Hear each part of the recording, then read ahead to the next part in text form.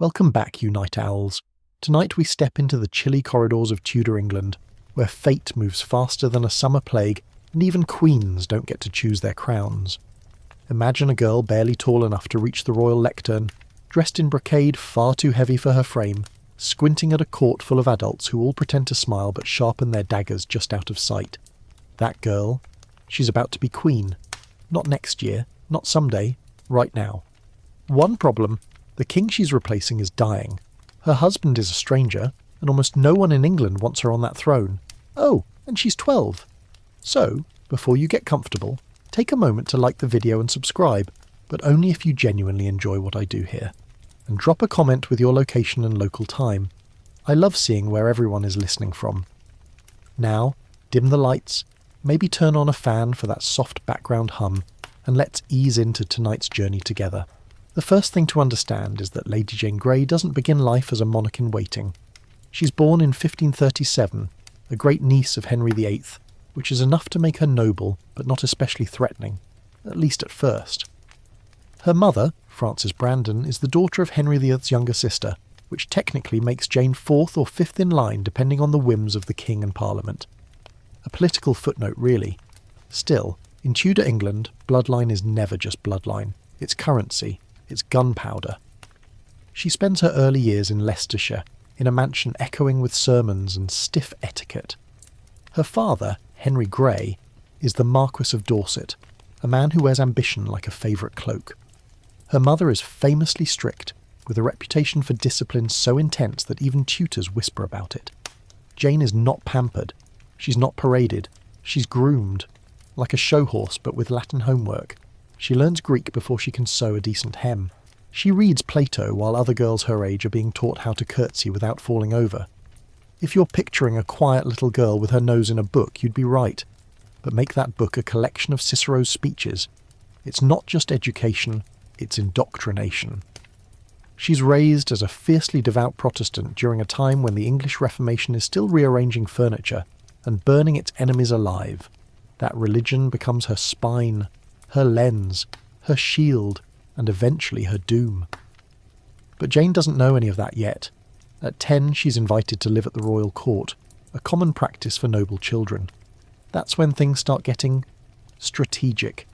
King Henry VIII has just died, and his 9-year-old son, Edward VI, has taken the throne. He's Jane's cousin and fellow Protestant, and while the court publicly praises his precociousness, everyone privately panics. A child monarch in a cutthroat world of adult agendas? What could go wrong? Actually, a better question. Who could exploit that? Enter John Dudley, Duke of Northumberland, a master of backroom deals and chessboard politics. He quickly becomes Edward's most powerful advisor, effectively running the country. But he sees the same problem everyone else does. Edward is sickly. He coughs like a man 3 times his age. His eyes are ringed with exhaustion. There are rumours of tuberculosis, though historians still argue whether it was that or something even more sinister. Dudley does some mental math. If Edward dies without a clear successor, the throne would fall to Mary Tudor, Henry VIII's Catholic daughter, and if Mary takes power, Protestant nobles like Dudley and the Greys might not just lose their influence, they might lose their heads. So the scheming begins. Jane's family has been sniffing around power for years, but now, with Edward wasting away, the scent is irresistible. Dudley proposes a match between his son Guildford and young Jane. It's political strategy disguised as wedding bells. Jane's parents leap at the offer. Jane does not. She reportedly bursts into tears when told she must marry Guildford Dudley. She's perhaps 11 or 12 at the time, barely into adolescence and certainly too young to understand how deeply she's being ensnared. Her protests are overruled. After all, what is one girl's discomfort in the grand scheme of dynasties? Guildford, by contrast, is about 16, handsome, tall, with a swagger that suggests he's already picturing himself beside the throne. He's not cruel, just indifferent. To him, Jane is a stepping stone, not a soulmate. The wedding is rushed. Guests pretend to celebrate, but behind the music and feasts is a suffocating tension. Everyone knows why this match has happened, even if no one says it out loud. It's not about love, it's about succession. Edward VI grows thinner by the day. He can no longer sit through council meetings. His tutors stop pretending he'll recover. And in those waning moments, a pen is placed in his hand. He signs a document known as My Devise for the Succession, a desperate, handwritten attempt to rewrite the future. In it, he bypasses both Mary and Elizabeth, his half-sisters, and names Lady Jane and her male heirs as his successors. The phrasing is odd. Some suggest it was heavily edited by Dudley and his allies. Others believe Edward himself genuinely believed in Jane's Protestant purity. Either way, it's a document soaked in urgency and ambition. He dies shortly after, at the age of 15. The court goes quiet. In the moments that follow, Jane is told she's now Queen of England. Her reaction, not joy, not relief. She faints. Literally faints. Because despite all the grooming, all the tutoring, all the whispered prayers about destiny, no one ever asked if she wanted the crown. But want has nothing to do with it. She's brought to the Tower of London, not as a prisoner, but as a queen in transition. That's where monarchs traditionally await coronation. She's dressed in royal colours, given guards, handed the royal seal, but she never sits on the actual throne. Her reign exists more on parchment than in power. London is confused. Who is Queen Jane? Where did she come from? Why isn't Mary being crowned? Mary, of course, is not confused. She is outraged. She's the daughter of Catherine of Aragon, raised with a royal backbone and Catholic steel. When she hears of Edward's death and Jane's usurpation, she doesn't flee. She rides, gathers her supporters, sends out letters invoking her bloodline and legitimacy. The English countryside lights up with Mary's name. Peasants, soldiers, nobles, many still loyal to Henry VIII's eldest daughter, join her cause. Back in the Tower, Jane is being told to act like a monarch. She's given a crown too big for her head and asked to sign documents she doesn't understand. She asks to speak with scholars, not soldiers. When Guildford demands to be made king, she refuses. She will be queen, but not his puppet. That decision, small as it seems, marks her as inconvenient. Already the tides begin to shift. 9 days after being declared queen, Jane is told to relinquish the title. Mary has claimed London with overwhelming support. The council that once hailed Jane now kneels to her cousin. Just like that, the experiment is over. Jane is no longer Queen of England. She is, once again, a teenage girl caught in someone else's storm. They take down her banners first, delicately, almost politely. The royal standard embroidered with Jane's crest is lowered without ceremony, the same way you'd fold a napkin after dinner. The guards, who had stood rigidly at attention around her chambers, drift away like smoke in the wind. Even her meals shrink, lavish trays replaced with modest portions. Within hours of Mary's arrival in London, Lady Jane Grey transforms from a reigning monarch to a political inconvenience wrapped in silk. She's still in the Tower of London, though now not as a guest preparing for coronation, but as something more ambiguous. Not quite a prisoner, not quite free. Just paused, frozen like a misstep in a game of royal chess. No one's entirely sure what to do with her yet. Not even Mary, now Queen Mary I, by overwhelming public acclaim. Mary is not cruel by nature, but neither is she naive. She recognises Jane as more symbol than threat. It's the people around Jane, the Dudleys, the Greys, the architects of the 9-day coup, who stoke Mary's fury. Jane herself is a child with a crown that never quite fit. Still, keeping her alive poses risks. Letting her go might ignite more rebellion. So, for the moment, Jane is left in a kind of royal limbo, her days measured by chapel visits, meagre meals and guarded glances. The Tower has many faces. For some, it's a fortress. For others, a tomb. But Jane's experience begins somewhere in between. She's housed in relative comfort compared to the dungeons below, with her own quarters and writing materials. In a time when comfort could vanish with a decree, this is a kind of mercy. And what does Jane do with this uncertain mercy? She writes. She reads scripture, copies psalms and pens letters filled with theological musings. Her faith becomes a second skin, more enduring than her title, deeper than her political alliances. To modern readers, Jane's religiosity might seem intense, almost performative. But to Jane, it's everything. The Bible isn't literature, it's law, it's oxygen. Raised by tutors steeped in Protestant reform, Jane truly believes she is chosen not just for the throne, but for a divine purpose. That belief is what makes her imprisonment so poignant. She doesn't see herself as a failed monarch.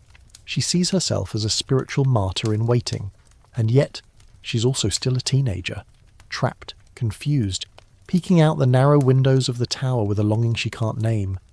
Meanwhile, the realm outside isn't just watching, it's roaring. Mary's ascent to power comes with a promise: the restoration of Catholicism.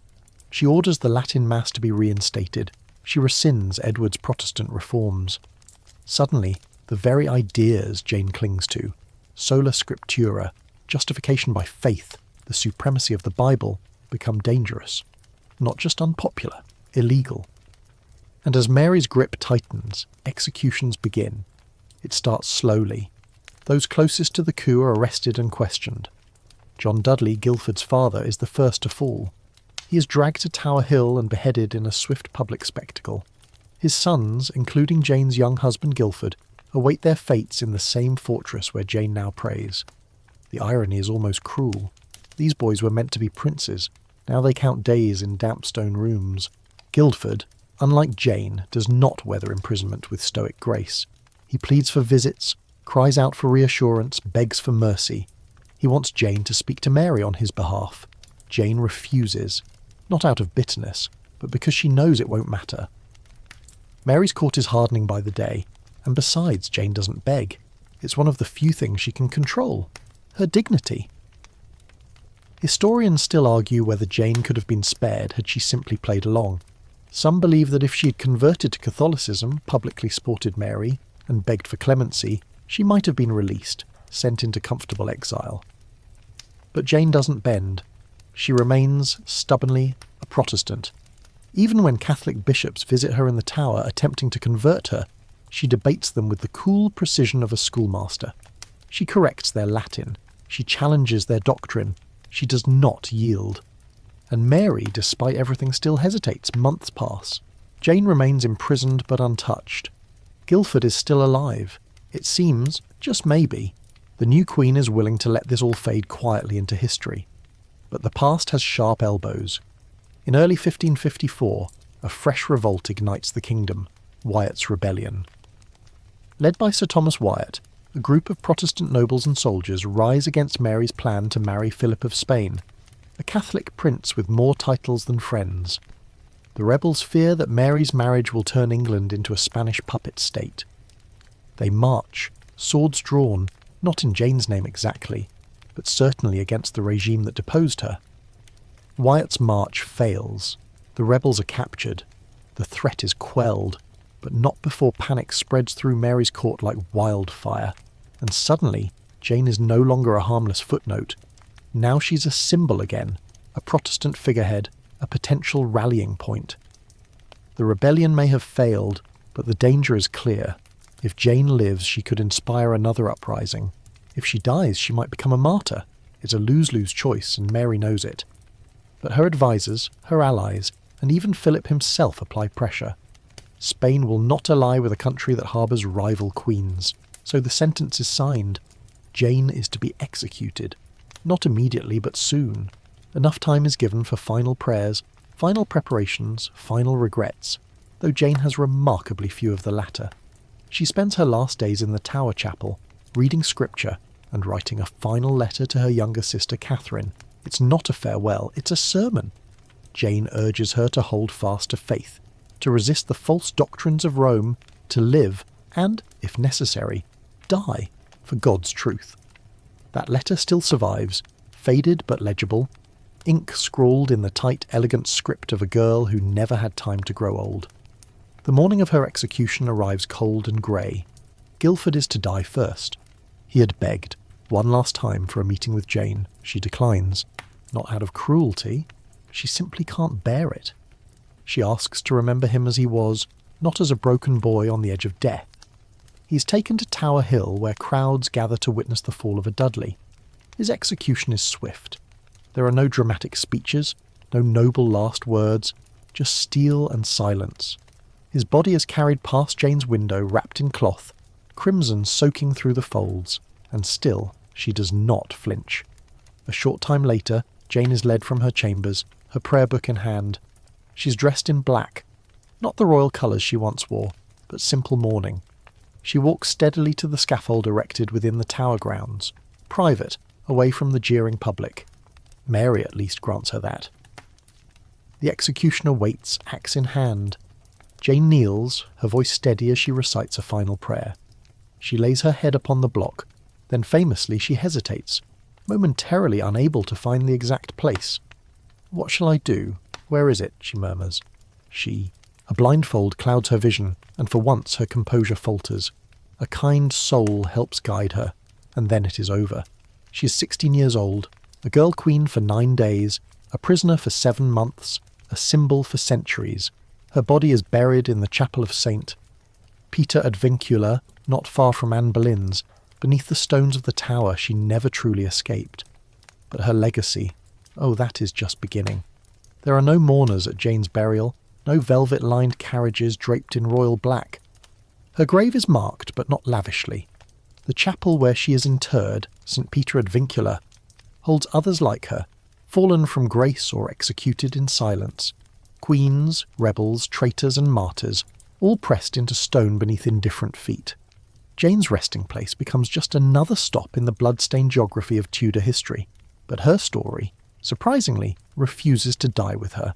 It begins with murmurs, quiet retellings of the girl who preferred books over power, who walked to the scaffold with unshaking steps, who clung to her beliefs even as the axe was raised.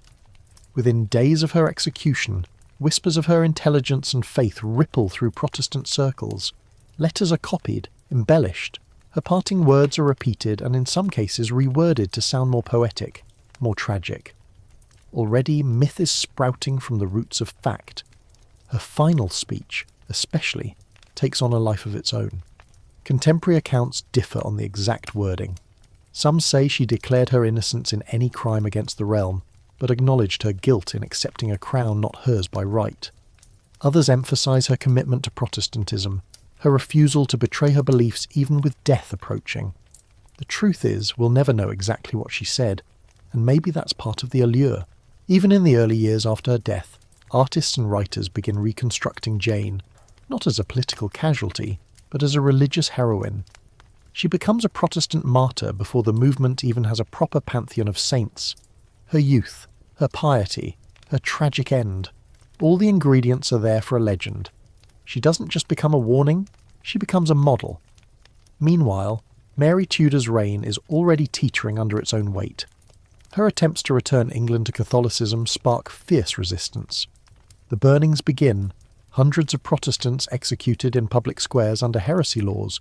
The smell of smoke and charred flesh lingers in English towns, and the Queen's name darkens. Bloody Mary, they call her, and Jane's story rises like a ghost in contrast. Here is a queen who kills, they say, and there was Jane, who died with grace. It's in these comparisons that Jane's legend takes root and starts to bloom. She becomes the Protestant counterpoint to Catholic cruelty. Never mind that real politics were messier, or that Jane's brief reign was orchestrated by others. Those details grow hazy with time. What remains is her image, composed, educated, devout, and doomed. Centuries later, this image will be fully weaponized, not by political players, but by poets and painters. During the Victorian era, in particular, Jane experiences a cultural resurrection. 19th century England, steeped in moralism and nostalgia, finds in Jane the perfect tragic heroine. She's reborn in literature and art as a symbol of virtue betrayed. Romanticised paintings depict her as pale and radiant, stepping delicately toward death like a saint in satin slippers. One especially famous work, The Execution of Lady Jane Grey by Paul Delaroche, shows her blindfolded, kneeling at the block, her pale hands groping blindly, while shadowy men look on. It's deeply inaccurate. She was executed in a private courtyard, not a theatrical dungeon, but the drama is irresistible. To the Victorian mind, Jane embodies purity in a fallen world. Her youth makes her relatable, her learning makes her admirable, her death makes her unforgettable, and so the legend cements itself. But rewind a bit, and there's another question worth lingering on. Who was Lady Jane Grey, really? Was she a pawn? A rebel? A believer? All three? She grew up in Bradgate House, a sprawling estate in Leicestershire, surrounded by forests and deer parks. The house itself was made of red brick, a relatively rare and expensive material at the time, signalling wealth and ambition. Her family, the Greys, styled themselves as near royalty despite lacking the crown. They were proud, pushy, and terribly well connected. Jane's mother, Frances Brandon, could trace her blood directly to Henry VII. That fact alone was enough to keep her children in the running for succession, however distant the odds. But it also brought scrutiny. When Henry VIII's 3 children, Edward, Mary and Elizabeth, faced questions of legitimacy, those Greys moved up the succession ladder like bubbles in boiling water. Of the Grey daughters, Jane was the eldest and the brightest. Her education was considered exceptional even by royal standards. She read Greek, Latin and Hebrew fluently. She corresponded with European scholars, including the famed Swiss reformer Heinrich Bullinger. She studied the Bible as a living text, not just a religious obligation. In a time when women were still being discouraged from too much thinking, Jane's intellect made her stand out like a torch in a storm. Yet that very torch might have attracted the wrong attention. John Dudley, Duke of Northumberland, certainly noticed. So did her father. So did the ambitious Protestant elite that orbited Edward VI in his dying days. The devise for the succession, which excluded Mary and Elizabeth, didn't name Jane directly at first. It mentioned only the heirs male of France's daughters. But Edward, either on his own or under pressure, rewrote the wording to name Jane herself. This has led to endless scholarly debates. Some argue Edward was fully aware and in control of the decision, determined to preserve Protestantism at any cost. Others suspect Dudley manipulated the dying boy king into a legal corner. A few suggest Edward saw Jane as the safest option. Protestant, educated, and unlikely to oppose the council's control. The truth, cloaked in royal ink and conflicting memoirs, remains maddeningly elusive. What we do know is that Jane didn't want it. When told she was queen, she reportedly collapsed into tears. Some accounts say she resisted for days, refusing to accept the crown until it was made clear she had no choice. That moment, real or dramatised, paints her not as a conspirator, but as a conscript. And once placed in power, she didn't wield it recklessly. She refused to elevate her husband to king. She signed documents cautiously. She deferred decisions to her council. She prayed, she read, she waited. Her reign was less a political campaign and more a philosophical quandary. What does it mean to be a monarch chosen by men, not by God or people? Her answer seemed to be, you endure it. But endurance isn't always enough. When Mary returned to London in triumph, Jane didn't resist. She surrendered, quietly, without fanfare. And yet her submission wasn't rewarded. The wheels of power grind slowly, but once set in motion they crush everyone, even 16-year-old queens. And yet, her voice survives. In fragments, in letters, in recollections of those who saw her die. There's one line, often quoted from her final prayer. I am the queen, but I am also the dust. 6 words that sum up her story better than any statue ever could. Because Jane Grey is not simply a tragedy of politics. She's a tragedy of timing, of birth, of brilliance misused. And that makes her story, however brief, impossible to forget. The path that led to Jane Grey's throne, however momentary, didn't begin with ambition alone. It began with a family tree, dangerously tangled. In Tudor England, the branches of royalty bore both fruit and poison, and the closer you stood to the trunk, the more likely you were to be consumed. The Greys had been inching toward the centre of the tree for years, pruning and posturing with near manic precision. Henry Grey, Jane's father, wasn't content with noble titles and land. No, he saw his daughter as a key, perhaps the only key, to unlock something greater. And he wasn't the only one squinting at the royal succession with greedy hope. Here's where things start to feel like a high-stakes chess match. Only the pieces are children, and the board is soaked with ink, wine, and more than a little blood. Edward VI's health had been fragile for some time, while public proclamations insisted the king was merely recovering from a chill. Those close to him could see the truth. His thin frame seemed to wither with each month, and his coughing fits grew more frequent, more violent. One courtier noted with painful restraint that the king looked as if he were fading from view. His illness, likely tuberculosis, though some historians still wonder whether something else hastened his end, was the catalyst for a scramble, unlike any in English history. The line of succession was murky. Henry VIII had rewritten it more than once. Technically, it should have gone to his eldest daughter Mary, a staunch Catholic. But Mary's legitimacy had been challenged after her mother's marriage to Henry was annulled. Then came Elizabeth, daughter of Anne Boleyn, Protestant, sharp, and still controversial. She too had been declared illegitimate during her father's reign. That left Jane, quietly positioned through her mother's royal blood and her convenient religious zeal. Protestantism in particular made her palatable to the reformers who had held England together after Henry's death. Jane wasn't just a backup plan. To the right people she was salvation in petticoats. Her parents knew it. So did the Duke of Northumberland. John Dudley, this Duke of scheming reputation, had replaced Edward Seymour as the King's chief adviser, a role that came with more actual authority than the crown itself. Dudley was a man who didn't waste energy on what-ifs. He made what he wanted into reality brick by brick, signature by signature, and what he wanted eventually was a queen he could control. Lady Jane, quiet and brilliant, seemed an ideal candidate, and even better, she was still unwed. In one of the fastest, most suspicious marriage arrangements in the Tudor playbook, Jane was promised to Guildford Dudley, John's youngest son. The wedding was a power move dressed in silk and ceremony, a political grenade disguised as a garden party.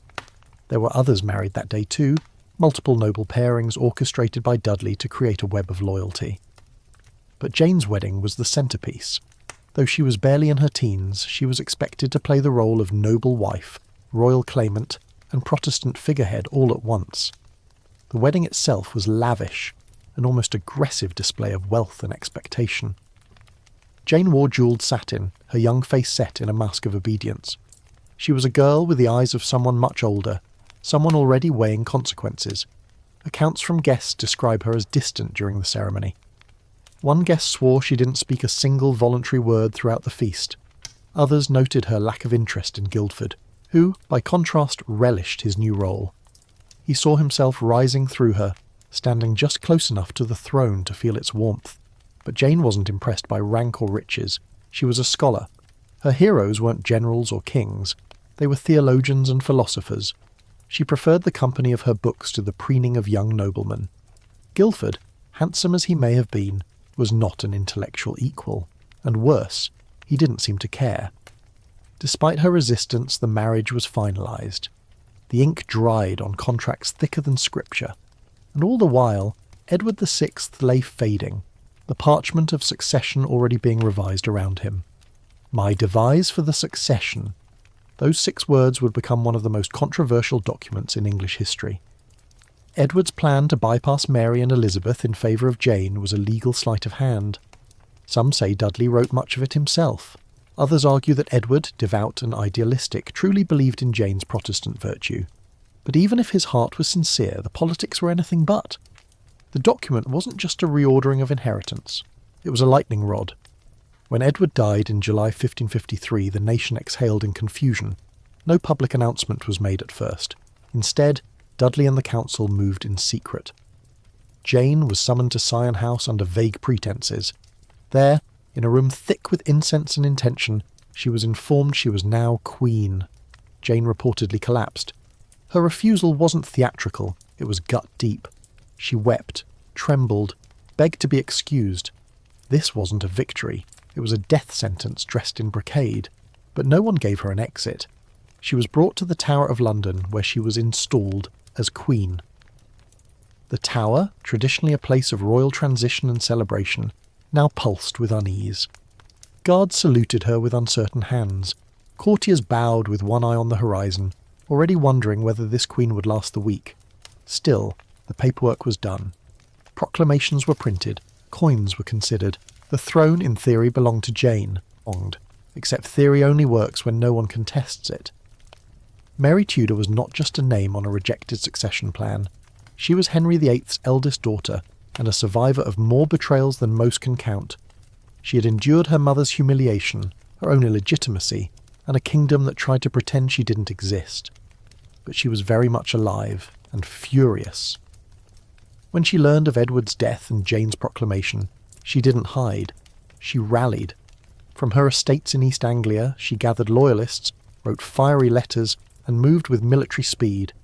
The countryside responded. Old Catholic families who had tolerated Protestant rule out of convenience now saw their chance to restore the old faith.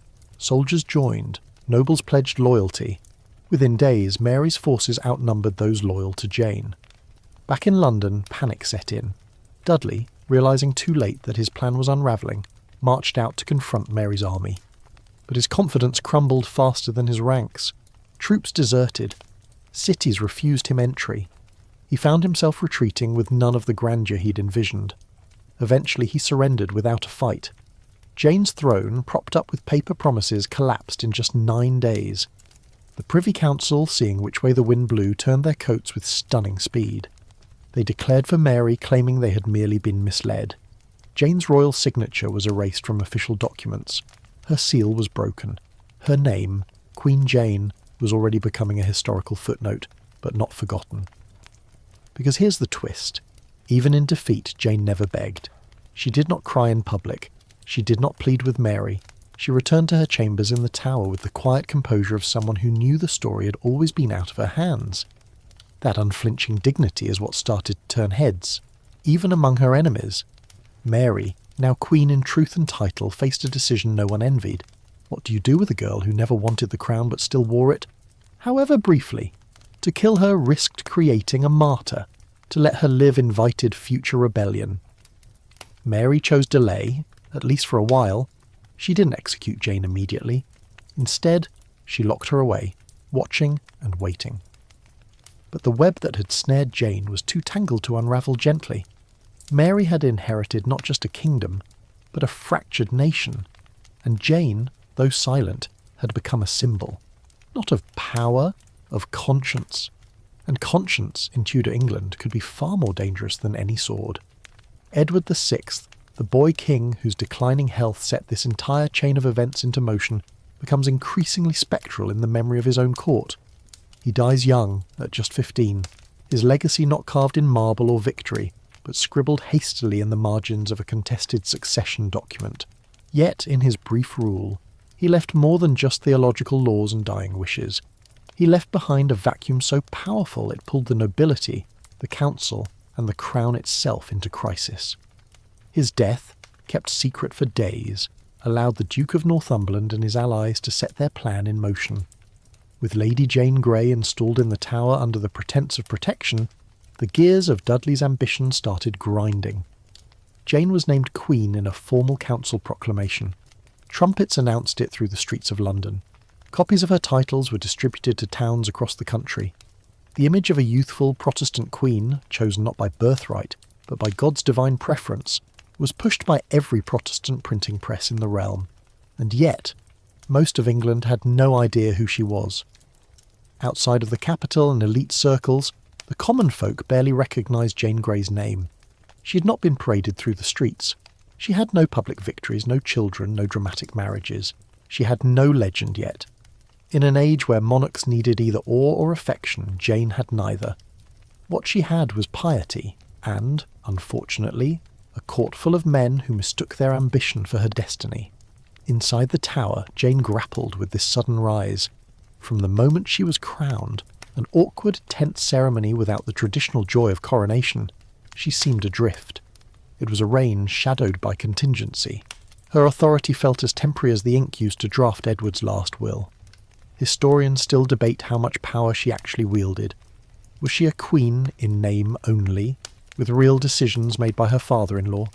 Or did she attempt to govern, using her formidable intellect to issue edicts and shape policy? The record is frustratingly thin. We know she made at least one definitive decision, refusing to make Guildford Dudley king, despite intense pressure from his family.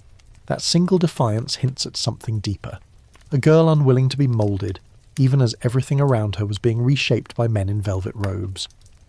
Guildford did not take the refusal well. Though he was only a teenager, his sense of entitlement had been honed by privilege. He wanted to sit beside Jane in power, not just in portraiture. His mother, the calculating Duchess of Northumberland, backed his demands. She reportedly insisted on his kingship, arguing that he had as much right as his wife. Jane, however, stood firm. She would remain queen alone, a move that revealed a steel spine behind her scholarly poise. That refusal sowed tension within the Tower. Guildford withdrew. Jane, isolated even in her new role, turned to books and prayer. Her favourite texts were theological treatises, especially Protestant commentaries on martyrdom and the dangers of idolatry. To her, the crown was not an earthly reward but a test of character. She wore it like a hair shirt. Outside the Tower walls, Mary Tudor's campaign was heating to a boil. From her manor in Kenninghall, she issued proclamations challenging the legality of Jane's ascension. She rode across the country, rallying support from nobles, clergy and commoners, who remembered her as Henry VIII's firstborn and Catherine of Aragon's daughter. To them, Jane was not a queen, but a usurper, a puppet strung up by Protestant hands. The response was thunderous. Mary's army grew quickly, aided by loyalty, religion and resentment toward Dudley's manipulation of the young king. Entire counties switched allegiance overnight. Soldiers defected. Mayors who had toasted Jane one day turned and knelt to Mary the next. In London, the atmosphere grew taut with dread. Dudley, realising his miscalculation, took to the field to intercept Mary's forces. But he found no momentum, only retreat. His allies in the Privy Council, sensing his failure, convened secretly. In one of the most dramatic turnarounds in English political history, they publicly declared for Mary. The proclamation came down like a hammer. Jane Grey was no longer queen. Mary Tudor, by blood and will, had taken the throne. The effect was immediate. The Tower gates were unguarded. Jane, upon hearing the news, reportedly said, "The crown is not my right, and pleaseth me not. The Lady Mary is the rightful queen," words of surrender, perhaps, or relief. Her reign had lasted just 9 days. The speed of her fall was breathtaking. Jane was stripped of her titles. The royal jewels were taken back. Her court dissolved like mist in the morning sun. She did not resist. There were no final orders, no declarations of defiance. She simply handed herself back to the Tower, no longer a queen, now a very quiet prisoner. But she was not alone. Guildford remained in custody. So did her father, Henry Grey. And so, crucially, did John Dudley, the man who had engineered the entire scheme. His fate was sealed the moment he surrendered. He was tried and convicted for treason within weeks. On the scaffold at Tower Hill, he reportedly repented, admitted his guilt, and urged the crowd to return to the true faith, Catholicism. Whether this was sincere or a final, desperate act of survival, we'll never know. His execution was brutal but expected. Jane, however, lingered. Mary faced an impossible dilemma. She had won the throne with surprising grace, but she was under pressure to cement her reign. Letting Jane live posed a threat, not because of anything Jane would do, but because of what others might do in her name. Jane had become a Protestant emblem. In England's religiously charged atmosphere, such symbols were dangerous. But Mary hesitated. It's worth noting that Mary and Jane were not complete strangers. They were cousins, bound by Tudor blood and mutual acquaintance. Mary knew Jane's reputation, her intellect, her virtue, her quiet demeanour. Executing her would not feel like justice. It would feel like vengeance. And Mary, though iron-willed, did not thirst for blood. She initially spared Jane, perhaps hoping the girl would fade quietly into the background. Jane, for her part, did not use her imprisonment to beg or grovel. She asked for books. She studied theology. When visited by Catholic clergy, she debated them, not rudely, but firmly. Bishop Feckenham, sent by Mary to convert her, found her arguments so elegant that he reportedly left shaken. Jane thanked him for his kindness, but she remained unpersuaded. Her faith was not stubbornness. It was the axis around which her world turned. Still, as the months passed, England simmered. Protestant whispers grew louder. Discontent over Mary's plans to marry Philip of Spain erupted into open rebellion. Wyatt's rebellion, though crushed, sealed Jane's fate. Whether she was directly involved is doubtful. There is no evidence she conspired or corresponded. But the very existence of rebellion gave Mary's council the excuse they needed. Jane's execution was scheduled. Guildford's too. Mary delayed it once, perhaps clinging to hope. She consulted advisers. She waited for a sign. But pressure mounted, from her court, from Spain, from the priests urging her to secure the realm. And finally, on a grey February morning in 1554, the sentence was carried out. The tragedy of Jane's death isn't just in her age or innocence. It's in the grim poetry of her 9-day reign followed by 6 months of waiting, the slow drip of fate, the sense that at any point history might have flinched. But it didn't. The girl who never asked to be queen became a queen without a crown, a prisoner without chains, a martyr without a movement. Until, of course, the stories began. Marriage, in the Tudor world, was never simply about love, or even companionship. It was a transaction, a strategy, a blood-bound chess move, and for Jane Grey, it became the key that locked her into the centre of one of the most volatile power grabs in English history. Her union with Guilford Dudley wasn't just ill-timed. It was crafted with surgical precision by those who saw thrones as commodities and children as their currency. In the spring of 1553, the wedding was arranged at a pace that made even seasoned courtiers raise eyebrows. Jane, around 15 at the time, was betrothed to Guilford Dudley, the younger son of John Dudley, Duke of Northumberland, the most powerful man in England at that moment. It wasn't a whimsical pairing. This was an alliance between two dynastic families, both with fingers pressed tightly against the pulse of succession. Jane, already well versed in court politics despite her youth, understood what was happening. Guilford wasn't chosen for charm or compatibility. He was chosen for proximity. As the son of the man guiding the king's policies, Guilford brought the Dudley name, the favour of the royal council, and an access point to the throne itself. Jane brought the blood, royal, Protestant, and, crucially, unmarred by the legitimacy scandals that dogged Mary and Elizabeth. The Dudleys weren't just arranging a marriage, they were staging a coup in white lace and gold thread. Jane's response to the match was restrained. Reports from the period describe her as reluctant, even mournful. She wept openly when told she would marry Guilford. Her family predictably dismissed her tears. A girl's feelings were incidental, her utility mattered more. And Jane, whether she liked it or not, had become a prime asset.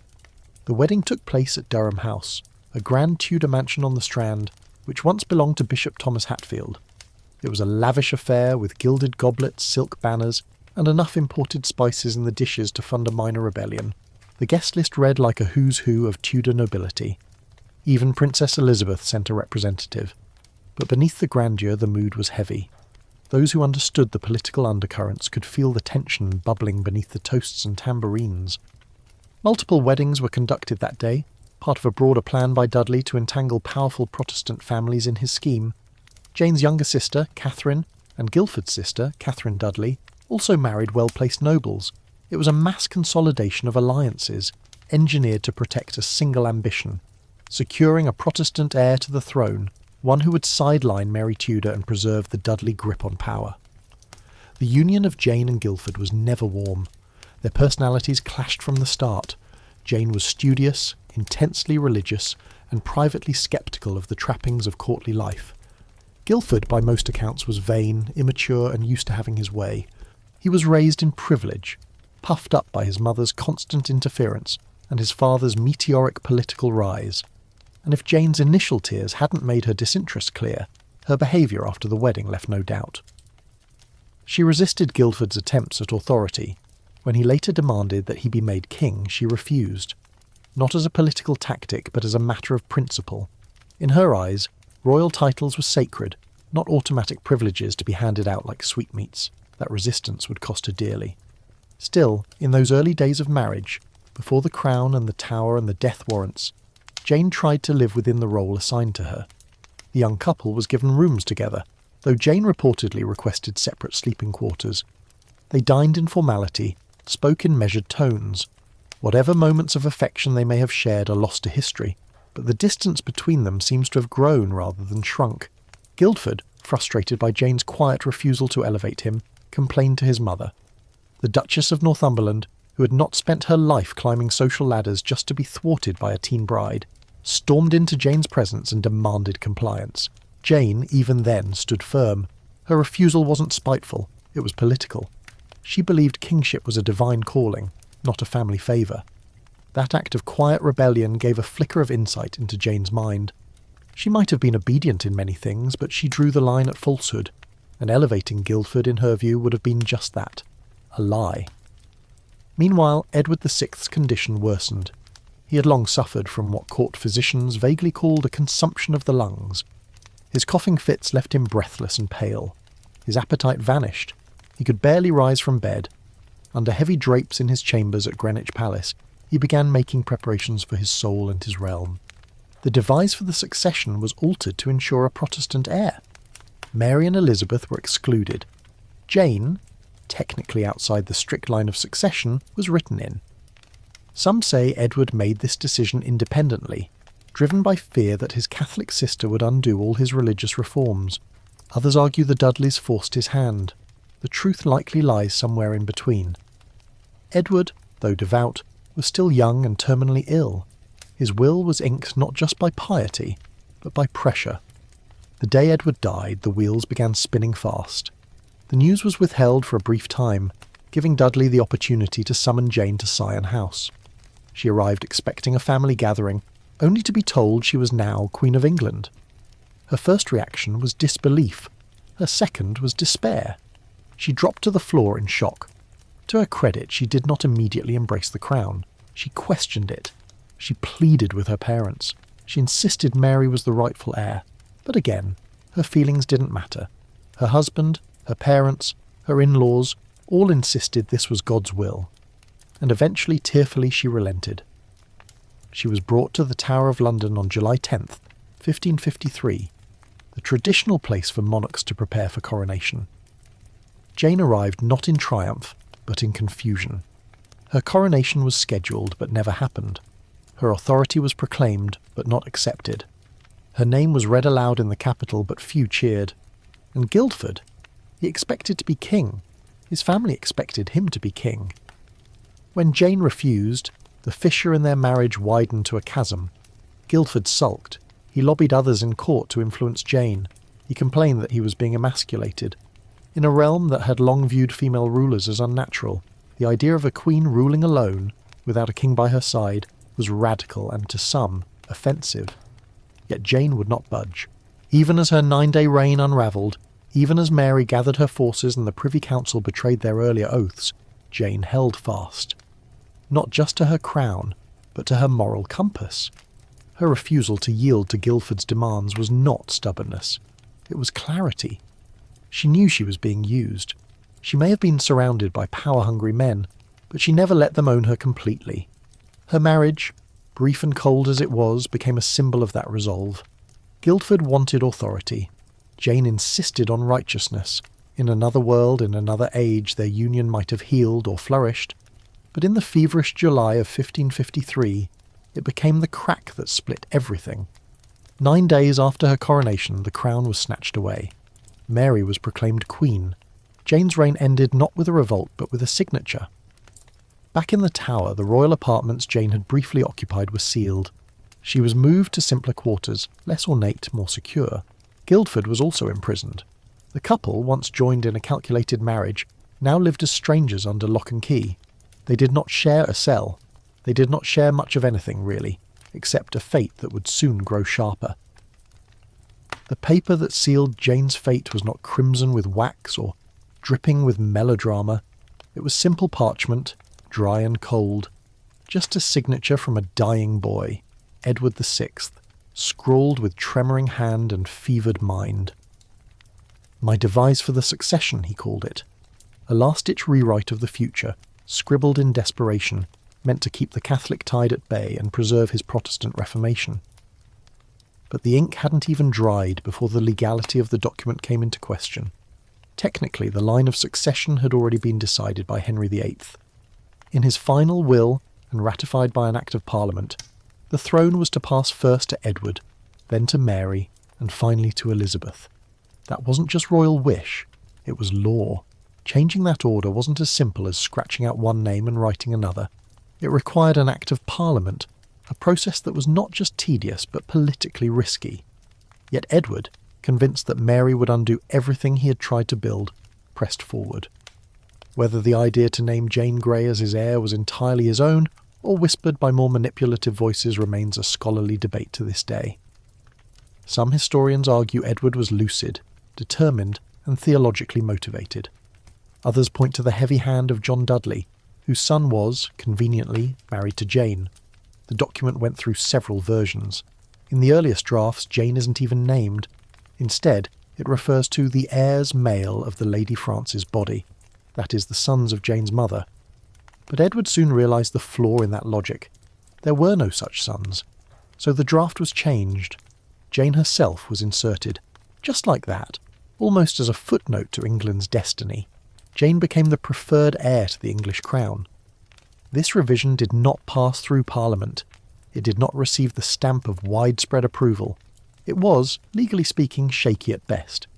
And yet it became the cornerstone upon which the entire 9-day reign of Queen Jane rested.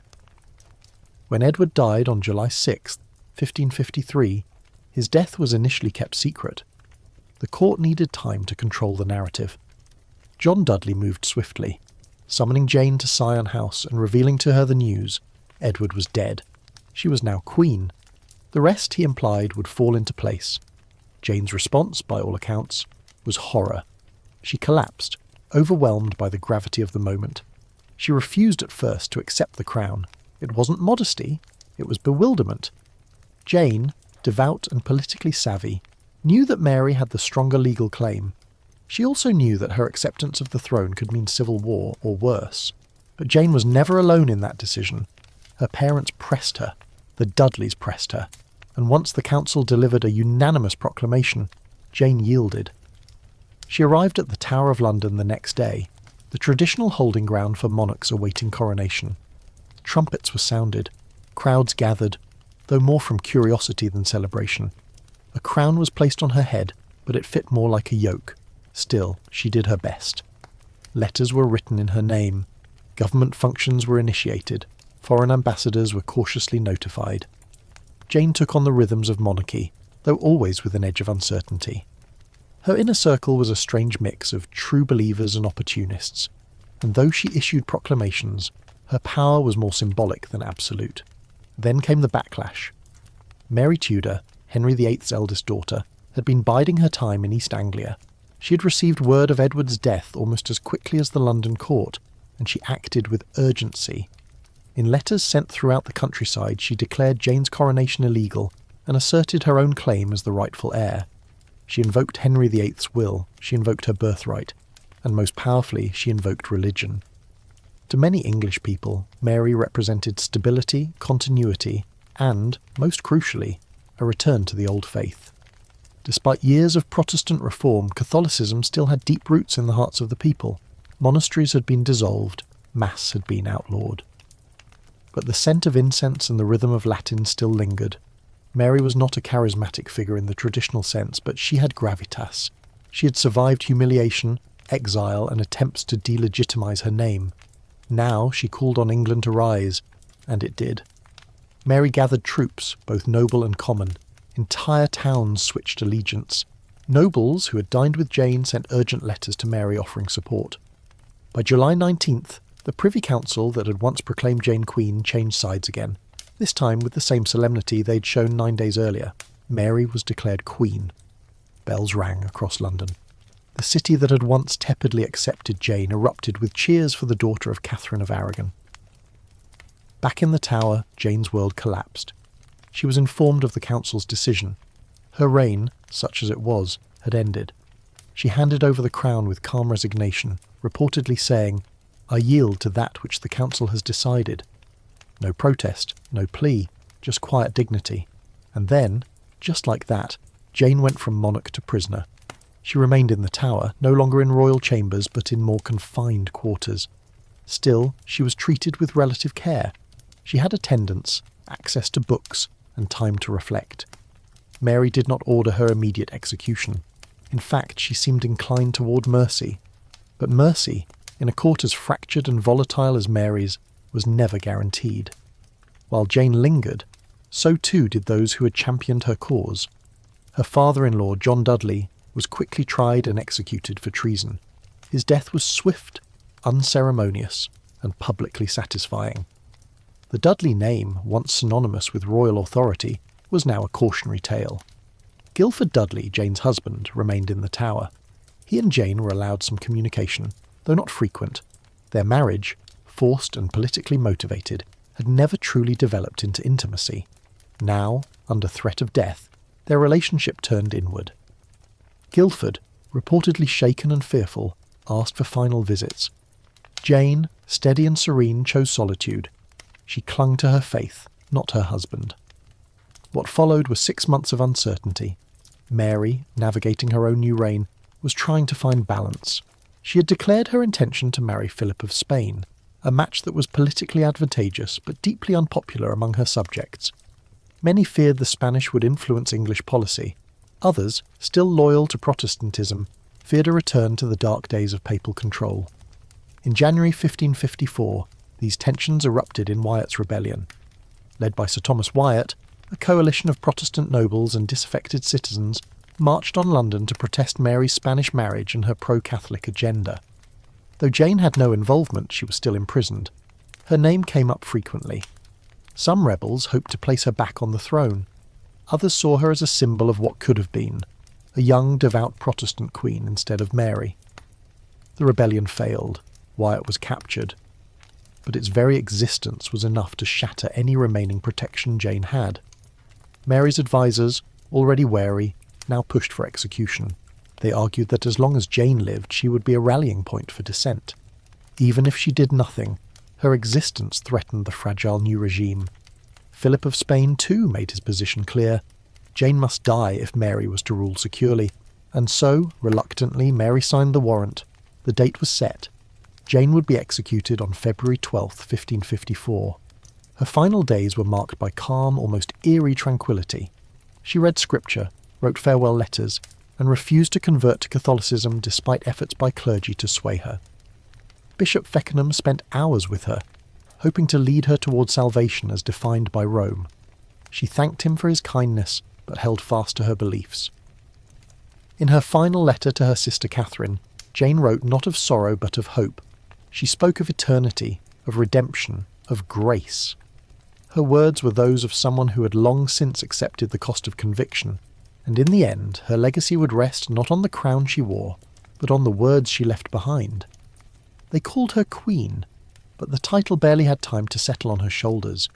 Jane Grey's reign, all 9 days of it, flickered more like a candle caught in a breeze than a sovereign blaze. Those brief days were not defined by grandeur or decisive governance, but by uncertainty. Chess pieces moving without her command, political allies with eyes already turning, and a kingdom that remained largely unmoved by the girl in the tower. When Jane was proclaimed Queen on July 10th, 1553, London did not erupt in celebration. There were no parades winding down the Strand, no crowds thronging at palace gates. In fact, the mood was described by several observers as muted, confused, even suspicious. People paused to listen to the town criers reading Jane's name, then continued walking.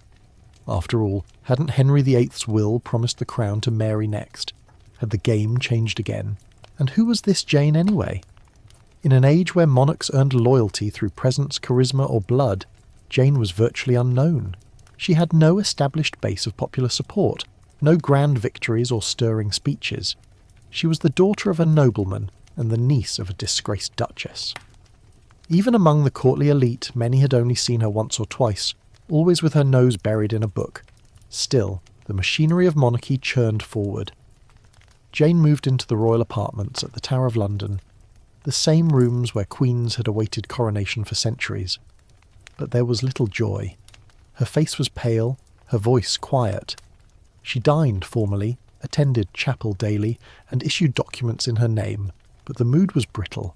Even her supporters looked uneasy. The crown rested on her head not by desire or popular acclaim, but because powerful men had placed it there.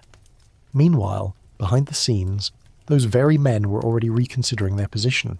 The Duke of Northumberland, Jane's chief patron, and her father-in-law left London just days after her proclamation.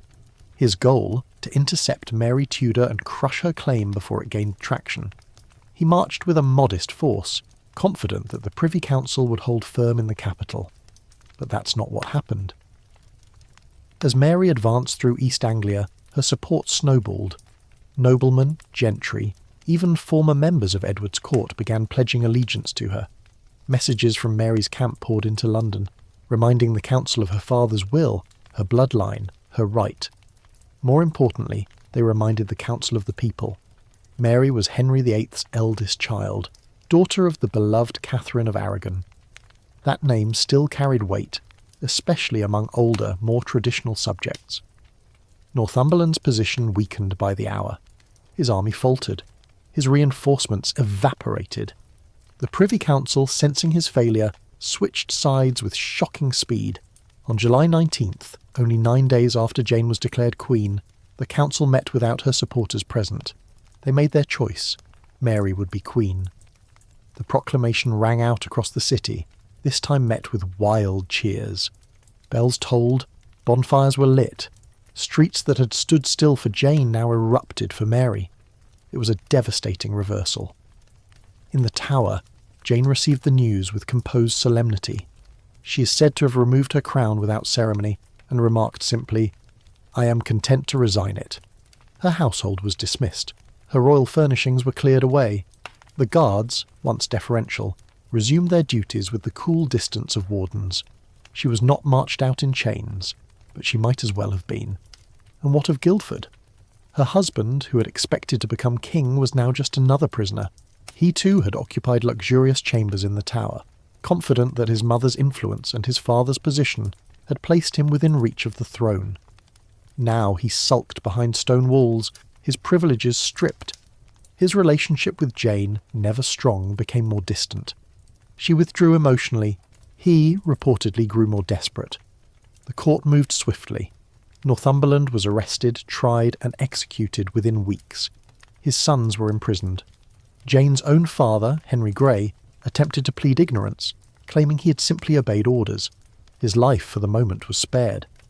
But the taint of treason clung to him like smoke. Mary Tudor entered London in a procession that rivaled any royal entry in Tudor history. She was greeted with music, flowers, and fervent cheers. Her coronation preparations began immediately. She restored Catholic rites, reappointed traditional bishops, and made clear her intention to return England to the true faith. And Jane? She lingered. She remained in the Tower, not as a condemned woman, yet, but as a complicated problem. Mary was reluctant to execute her. By all accounts, she viewed Jane with pity. This was no plotting villainess. Jane was a teenager, devout and intelligent, who had been thrust into treason by others. Mary even allowed Bishop Feckenham, one of her trusted clergymen, to visit Jane and attempt to convert her. Perhaps, she hoped, if Jane accepted Catholicism, a path to clemency could be paved. Feckenham visited Jane multiple times. Their conversations, recorded in part by contemporary chroniclers, revealed two brilliant minds clashing not with violence, but with scripture. Jane argued for justification by faith. Feckenham countered with the authority of the Church. Jane cited St. Paul. Feckenham answered with Augustine. Though respectful, Jane would not bend. She thanked Feckenham for his efforts, but insisted that her conscience belonged to God alone. Her responses impressed even her enemies. She was not defiant. She was resolute. During this time, Jane continued her daily study. She read the Bible constantly. She wrote letters, some to family, some to Protestant allies, some merely to herself. Her writings show a mind unclouded by fear. She accepted that her fate was uncertain. She focused instead on eternity. Still, time passed. The Queen hesitated. Had things remained calm, it's possible Jane would have been spared. Mary had more pressing concerns, stabilising her reign, negotiating a politically risky marriage to Philip of Spain, and silencing Protestant dissent without provoking open revolt. Executing a teenage girl could undermine her image as a merciful monarch. But peace was not to last. In early 1554, Wyatt's rebellion shattered the fragile calm. Led by Sir Thomas Wyatt, a group of Protestant nobles, angry at Mary's proposed marriage to Philip, raised arms against the crown. Their rebellion aimed to prevent the Spanish alliance and to restore Protestant influence. Some even floated the idea of placing Elizabeth, or Jane, on the throne instead. Though Jane had no part in the rebellion, she had been imprisoned for months. Her name re-entered the political conversation. That was enough. Mary's council, already rattled by the speed and coordination of the uprising, pressed for decisive action. Jane must die. Her continued existence, they argued, was a spark too dangerous to leave smouldering. On February 11th, Jane was told she would be executed the next day. She received the news with a calm that surprised even her guards. She requested that her execution take place within the tower, away from the jeering public. Mary agreed. That night Jane wrote to her sister Catherine.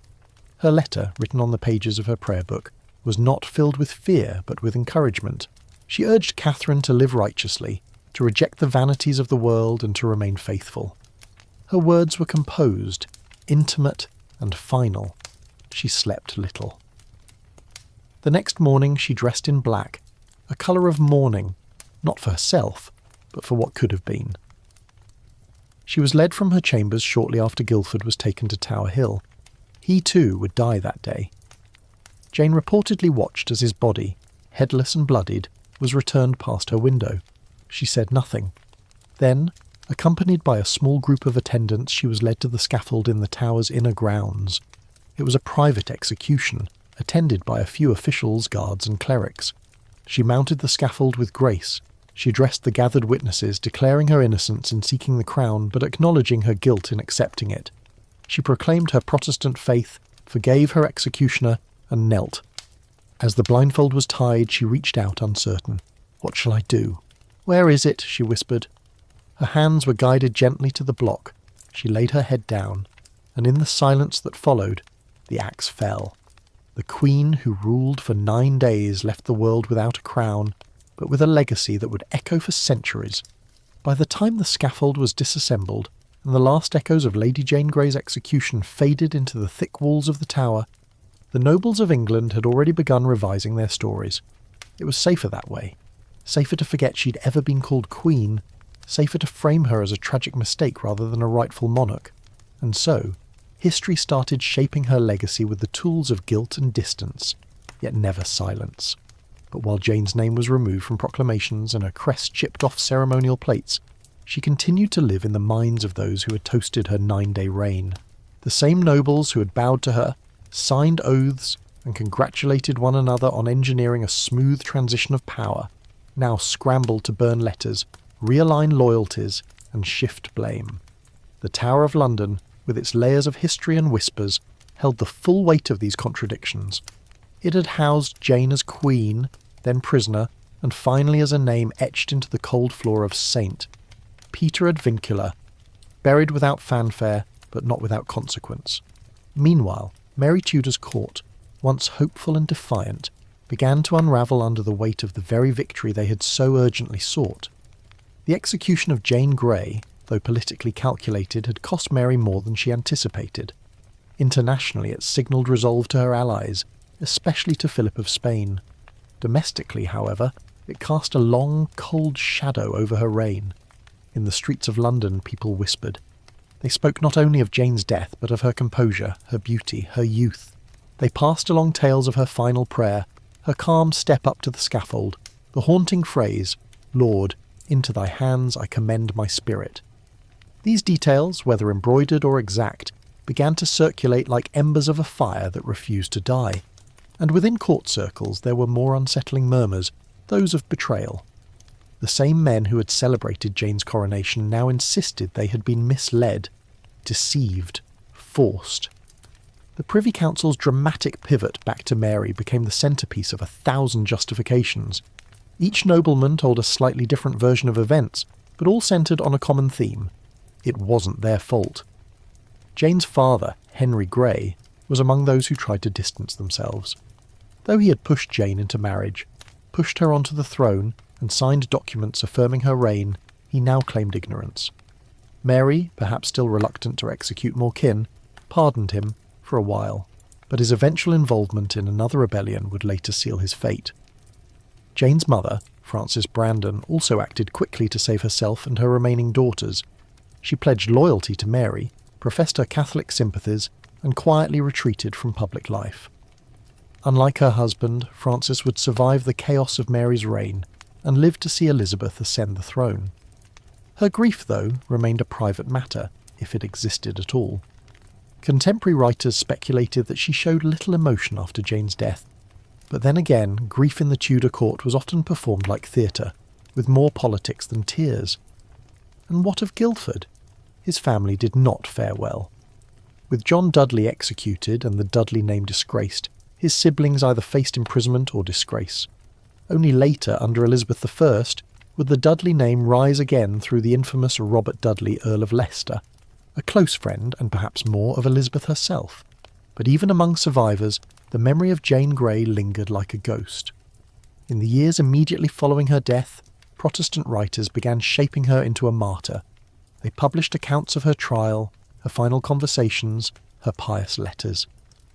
In these versions, Jane was not merely a victim of politics, but a shining example of true faith, an innocent girl crushed by Catholic tyranny. This transformation didn't happen in a vacuum. Mary Tudor's reign, increasingly marked by religious persecution, created fertile ground for Protestant hagiography. Between 1555 and 1558, nearly 300 Protestants were burned at the stake. These executions, carried out with relentless determination, earned Mary the title that would follow her forever, Bloody Mary. In this grim landscape, Jane's death became more than a tragedy. It became a symbol. Fox's Book of Martyrs, published in 1563 during the reign of Elizabeth I, helped canonise her image. The book, a Protestant epic of suffering and resistance, included Jane alongside famous names like Thomas Cranmer and Hugh Latimer. But Jane's story stood out. She was young, educated, royal, and remarkably composed. She became the first Protestant queen to die for the Reformation, even if she had ruled for only 9 days. Fox's account embellished some details, of course. He emphasised her theological debates in prison, painted her as a saintly figure, and portrayed her final moments with cinematic flourish. But the core of her story remained intact and powerful. She became a Protestant saint of sorts, not canonised by Rome, but by public opinion. Her name was invoked in sermons, her letters quoted from pulpits. She was proof, they said, that faith could bloom even in royal courts, and that truth did not require age or power to be profound. And yet, even in her elevation, she was mourned.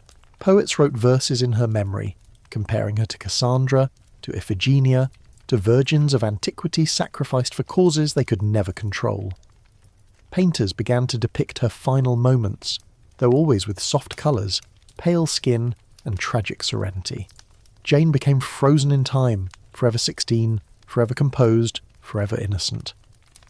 By the time Elizabeth Thame took the throne in 1558, the image of Jane Grey was already firmly planted in the national imagination. Elizabeth, perhaps recognising the political value of this martyred cousin, never spoke ill of her. In fact, she seemed to respect Jane's intellect and piety, qualities Elizabeth herself prized. But Elizabeth also had no interest in reviving the debate over succession. She let Jane rest, officially at least, but the public did not. Ballads, plays, and pamphlets continued to retell Jane's story. Her 9-day reign became a cultural riddle. Was she a queen, a victim, a warning? And even in modern times, the debate continues. Historians still argue whether Jane truly accepted the crown willingly. Was her coronation an act of personal ambition or familial coercion? Did she understand the danger, or was she naive? Some suggest she hoped to rule wisely and religiously, but lacked the experience to navigate court politics.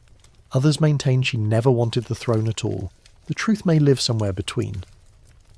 What is clear is that Jane Grey's 9-day reign was never about her. It was about those who surrounded her, men with titles and agendas, families hungry for influence, factions desperate to shape the soul of England. She was their vessel. But in death, she became something more. She became their reckoning, because even after the nobles toasted Mary, even after they reassured her court that justice had been served, they could not escape the image of that girl in black, climbing the scaffold without flinching. The girl who ruled for 9 days and left behind a shadow that stretched across centuries. The entry of Mary Tudor into London in July 1553 was no simple political victory. It was a seismic reset of dynastic legitimacy, religious direction, and public sentiment. Jane Grey's short-lived reign was not just over. It was being deliberately unremembered, buried beneath a surge of Catholic fervour and the restoration of what many saw as the rightful monarch. Mary was 37 when she took the crown, older than many new rulers, but every year was earned. She had endured disgrace, exile, and the fracturing of her family's honour. Declared illegitimate in her youth after Henry VIII annulled his marriage to her mother, Catherine of Aragon, she had watched her status rise and fall like the tide. But now she stood triumphant, and she wielded power with the memory of pain still fresh in her bones. Her first steps as queen were focused, swift, and symbolic. She had the Mass restored. Catholic bishops, once banished, were reinstated. Church services returned to Latin. Crosses, crucifixes, and vestments were brought out from dusty storage. Mary wasn't simply governing, she was reconsecrating England. But even in triumph, her eyes flicked toward the Tower. Jane Grey remained a thorn in her conscience. The girl had been paraded into royalty like a sacrificial lamb and stood now as a living symbol of Protestant defiance. Yet Mary hesitated. She saw Jane as misguided, not malevolent. A bright, pious child caught in a whirlpool of ambition she never truly controlled. Her advisers disagreed. John Dudley had been executed swiftly. But Jane and her husband, Guildford, still lingered in the Tower. Catholic hardliners within Mary's circle warned that as long as Jane breathed, Protestant conspirators had a banner. Even if she remained in prison, she could be invoked, mythologized, or used. Mary tried another tactic. She sent Bishop Feckenham, an eloquent, gentle Catholic, to convert Jane. He visited her daily in the Tower, engaging her in deep theological debate. Feckenham, known for his patience, did not push fire and brimstone. He reasoned, he consoled. He urged her to save her soul and accept the true church. Jane, polite but immovable, held her ground. She quoted scripture from memory. She challenged doctrine with calm confidence. She refused every offer to bend her beliefs in exchange for life. To some observers it was stubbornness. To others it was saintliness. Jane herself saw it as obedience to divine truth. In this exchange, the full tension of England's soul played out. A teenage girl defending Protestant doctrine with the clarity of a seasoned theologian. A Catholic bishop trying to offer her salvation in the only terms he knew. They parted with mutual respect, but no conversion. Still, Mary delayed the execution. She allowed Jane to remain in the Tower under reasonably comfortable conditions. Jane had books, paper, even occasional visitors. Her days were structured around prayer, reading, and reflection. She did not speak often of politics or her past. She focused on the state of her soul. But beyond the Tower walls, winds of rebellion began to stir. Mary's decision to marry Philip of Spain, a foreign Catholic prince, sparked unrest almost immediately. England, proud and suspicious of foreign influence, bristled at the idea of being tethered to the Spanish Empire. Even Catholics who supported Mary's reforms hesitated at the match. Philip, they feared, would treat England as a vassal state. In early 1554, this anxiety erupted into Wyatt's rebellion. Led by Sir Thomas Wyatt the Younger, the insurrection aimed to prevent the Spanish marriage and to preserve English sovereignty. It was not explicitly Protestant at first, but many of its leaders were devout reformers who feared a return to papal authority. The rebels marched toward London, rallying support from Kent and beyond. Their slogans were vague, but their intent clear. Mary must not marry Philip. And Jane? Though she had no involvement in the planning or execution of the rebellion, her name surfaced repeatedly. Some rebels spoke of restoring her. Others saw her as a figurehead, a Protestant alternative. Whether these claims were serious or speculative hardly mattered. To Mary and her council the message was clear. Jane remained a threat. The rebellion failed. Wyatt was captured. His trial and execution was swift, but the aftershocks shook the court deeply. Mary's hand was forced. Her advisers, and perhaps Philip himself, insisted Jane must die. Mercy, they argued, was no longer virtue. It was danger. The people who would raise a sword for Jane would not stop with one failed uprising. As long as she lived, the Tudor crown would sit uneasily on Mary's head. And so, the warrant was signed. The date was set, February 12th, 1554. Jane was informed quietly. She received the news with the same composure that had baffled courtiers since her imprisonment. She asked for her execution to be held privately within the Tower walls. The request was granted. Guildford too would die that day. He had asked to see Jane one last time. She declined gently. Some said it was her way of preserving emotional strength. Others believed she wanted to remember him as he was before prison, not the broken young man he'd become. Either way, they met death separately. Guildford was executed on Tower Hill that morning. His body, wrapped in a blood-soaked cloth, was carried past Jane's window. She is said to have looked away but made no sound. A short time later, she was led to the scaffold. The courtyard was quiet. Only a small group of witnesses stood by, nobles, guards, clergy. The executioner waited, axe in hand.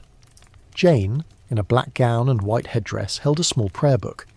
She addressed the crowd with poise, declaring her innocence in seeking the crown and her firm belief in Protestant truth. Then came the final act. Blindfolded, she groped for the block. "What shall I do? Where is it?" she asked, voice trembling for the first time. A kind hand guided her. She laid her head down. The axe fell. Silence. And in that silence something curious began to grow. The story of Lady Jane Grey did not fade. It expanded. Her 9 days on the throne, so short they seemed hardly real, began to take on a mythic quality.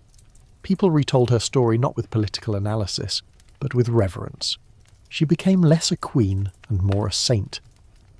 In Protestant circles she was revered. Fox's Book of Martyrs gave her a full chapter, portraying her as the embodiment of virtue and resistance. Her letters were published, her final words memorized, paintings followed, poems, plays, and each version softened her edges just a little more. She became porcelain, delicate, tragic, pure, a figure on whom people projected their ideals and grief. Her academic brilliance became angelic intelligence. Her theological conviction became holy martyrdom. Her youth became eternal. Yet under the layers of myth, a real girl once stood. A girl who never asked for the throne, who debated bishops, challenged her husband, and tried to navigate the sharp edge of Tudor politics with integrity. She was flawed, brilliant, frightened, and brave. She was also deeply unlucky. Born into a time when faith and power were locked in a death grip, she became the reluctant symbol of a fight she never started. She was not burned like other Protestant martyrs. She was not celebrated like later queens. But she became something else. The monarch history almost forgot, and then obsessively remembered. And through it all, her memory never quite faded. The girl who reigned for 9 days became immortal. Jane's time as monarch had been brief, so brief that even the Tower of London barely had time to adjust its tapestries before she was demoted from queen to prisoner. Yet in the strange way history works, that fleeting reign became one of the most studied, speculated and storied intervals in English monarchical history, and ironically, it was in the undoing of her reign, its collapse, betrayal, and ultimate futility, that Jane's story began to flourish. After her execution, Jane's body was laid to rest in the Chapel of St. Peter ad Vincula, the same stone sanctuary where Anne Boleyn had been buried years earlier, and where other condemned royals were packed silently beneath the flagstones. There was no grand tomb, no monument, no wreath-bearing pilgrims, just a spot on the cold floor, unmarked and nearly unnoticed by the centuries of footsteps that would pass over it. But her physical silence belied the noise she left behind. As Mary Tudor continued her reign, that noise only grew louder. Protestant England, battered but not broken, found in Jane a perfect narrative. She was young and innocent. She hadn't seized the crown, she had accepted it reluctantly. She didn't convert to save herself. She held her faith even as the axe waited. And unlike others who died for religious causes, Jane was royal. She wasn't a common martyr. She had ruled. That distinction mattered. It gave her story an aura, a tragedy laced with crown-shaped symbolism. Here was a girl who had, for 9 days, sat on England's throne, and then walked to her death as quietly as a whisper. But if her Protestant admirers were busy sanctifying her, her political enemies were equally busy trying to forget her. Mary's government made little mention of Jane in official records. She became the elephant in the Tudor archives, too significant to erase completely, too dangerous to celebrate. There were no public posthumous trials, no mass executions of her supporters, beyond those directly involved in the Dudley plot. Instead, her name simply faded from state discourse, replaced by prayers and proclamations written in Latin once more. But memory is a stubborn thing, and stories, when passed down, don't always stay obedient. By the 1560s, only a decade after her death, Jane's story was re-emerging. In Protestant pamphlets she was quoted, painted, even fictionalized. A woman whose public voice had barely been recorded in her lifetime was now speaking across pages in confident prose. Many of these texts borrowed heavily from the work of Fox's Book of Martyrs, which had included Jane as a key chapter in England's battle for the soul of its religion. Foxe did more than document her death. He exalted it. His account gave her a kind of scriptural dignity. He emphasised her learning, her virtue, her theological precision. He didn't just present her as a victim, he framed her as a scholar saint. It was the beginning of Jane as icon, not just memory. It's important to remember, however, that this elevation came with selective storytelling. The complexities of her political rise, her family's ambition, her young age, all were either softened or left out entirely. Jane was no longer a girl caught in dynastic chaos. She became the Protestant Juliet, a tragic heroine slain by the monstrous forces of Catholic tyranny. In these versions, Mary was always Bloody Mary, a tyrant queen, a counterpoint to Jane's angelic restraint. Historical nuance was tossed aside for dramatic clarity, but not all retellings were so flattering. In Catholic accounts, Jane was less a martyr and more a heretic. She was portrayed as stiff-necked, prideful, defiant of the Church. Her death was not seen as noble, but as tragic misdirection, a soul lost to Protestant arrogance. These interpretations, while quieter, endured in Catholic Europe, where she was referenced in theological debates about English heresy. Yet even critics could not dismiss her intelligence. All accounts, regardless of bias, agreed on one thing. Jane Grey was brilliant. Her education, unusual even for noble boys, had given her tools few others possessed. She spoke and read multiple languages. She wrote with clarity and purpose. Her surviving letters are not only articulate, they are sophisticated, measured, and occasionally sharp. And so a new image began to coalesce. Jane, the Queen, was gone. But Jane, the intellectual, was growing. She began to appear in poetry, in ballads, in stage plays. In each retelling she became more refined, more ethereal. Her final moments, real or imagined, were embroidered with poetic gestures. The blindfold, the trembling fingers, the whispered prayer, these became ritualized, repeated across generations. Even her appearance became mythologized. There is no confirmed portrait of Jane from her lifetime. Several paintings have been tentatively identified as possibly Jane, but none have universal consensus. Still, that didn't stop artists. Throughout the 17th and 18th centuries, painters rendered her as pale, willowy, and tragically elegant. They depicted her kneeling in white, hands clasped in resignation, surrounded by ominous shadows. The most famous of these came centuries later. In 1833, the French artist Paul Delaroche completed the execution of Lady Jane Grey, a monumental canvas now housed in the National Gallery in London. It shows Jane blindfolded, dressed in gleaming white silk, her delicate fingers searching for the executioner's block while he waits, grim and poised. Her ladies-in-waiting weep behind her. The scene is soaked in soft light, tragic nobility, and the rich melodrama of romanticism. It is not historically accurate. Jane was likely dressed in black, and her execution was private, with minimal audience. But Delaroche's image captured something deeper, a vision of innocence destroyed. The painting cemented Jane's place not just in English memory, but in global cultural imagination. From there, her fame only grew. Victorian poets adored her. Female writers especially saw in her a role model, a young woman who valued intellect over vanity, conviction over survival. To them, Jane was a rebuke to the expectations of courtly femininity. She wasn't coy or coquettish, she was brilliant and brave. By the time the 20th century rolled around, Jane had been reimagined a dozen different ways. Scholars began re-examining her not just as a religious figure, but as a political one. Was she more involved in her coronation than previously believed? Did she understand the implications of her acceptance? Was she a strategist in her own right, or simply a passive instrument? Historians began to dissect the sources. Some cast doubt on Foxe's portrayal, pointing out his agenda in building a Protestant pantheon. Others revisited Jane's family background, re-emphasising the role her parents played in coercing her. Still others explored the gendered aspect of her narrative, how her youth and femininity had shielded her from full blame, even in the eyes of her enemies. In each of these re-examinations, one theme emerged consistently. Jane Grey's story was never just her own. She had been made into a symbol by everyone who followed her, used to validate causes, justify policies, or stir emotions.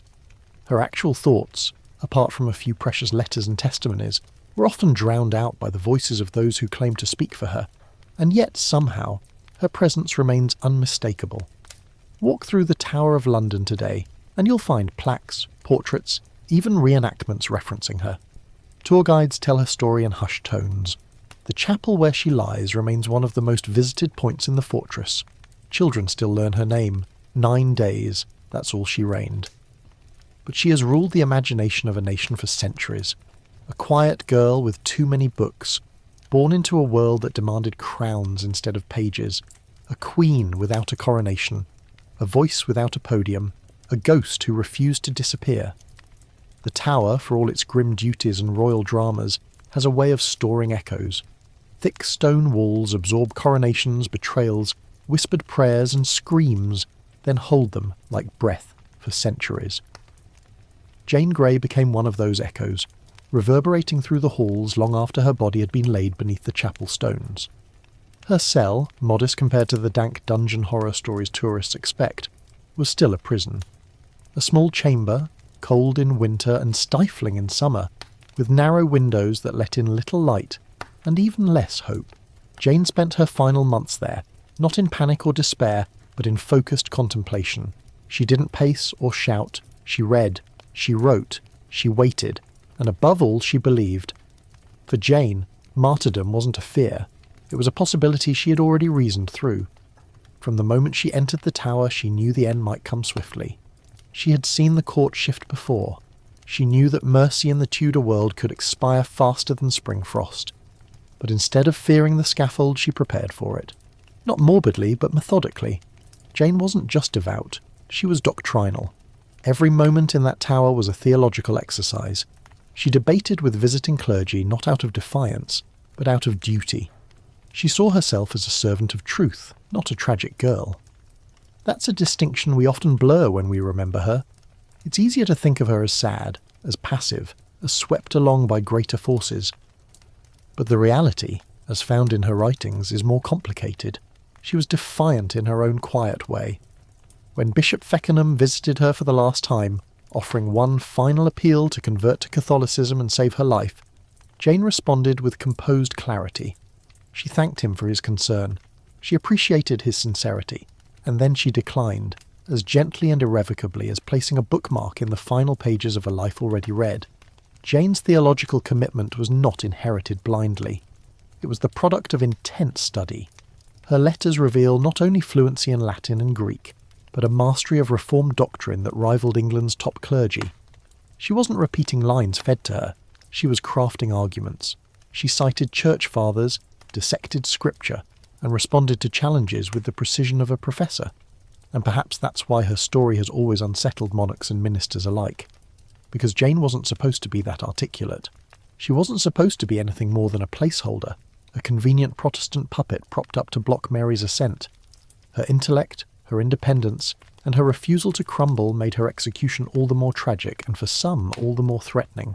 A girl who can speak like a scholar and die like a saint is harder to erase. In the quiet after her death, the tower did not immediately resume its business-as-usual rhythm. Her execution was private, but word spread fast. Guards whispered. Court ladies exchanged glances. The courtiers who had watched her go to the scaffold with unshaking steps remembered it far longer than they expected to. And outside the tower, in the bustling streets of Tudor London, Jane's image began to transform. First came the spoken tales. She had faced her death bravely.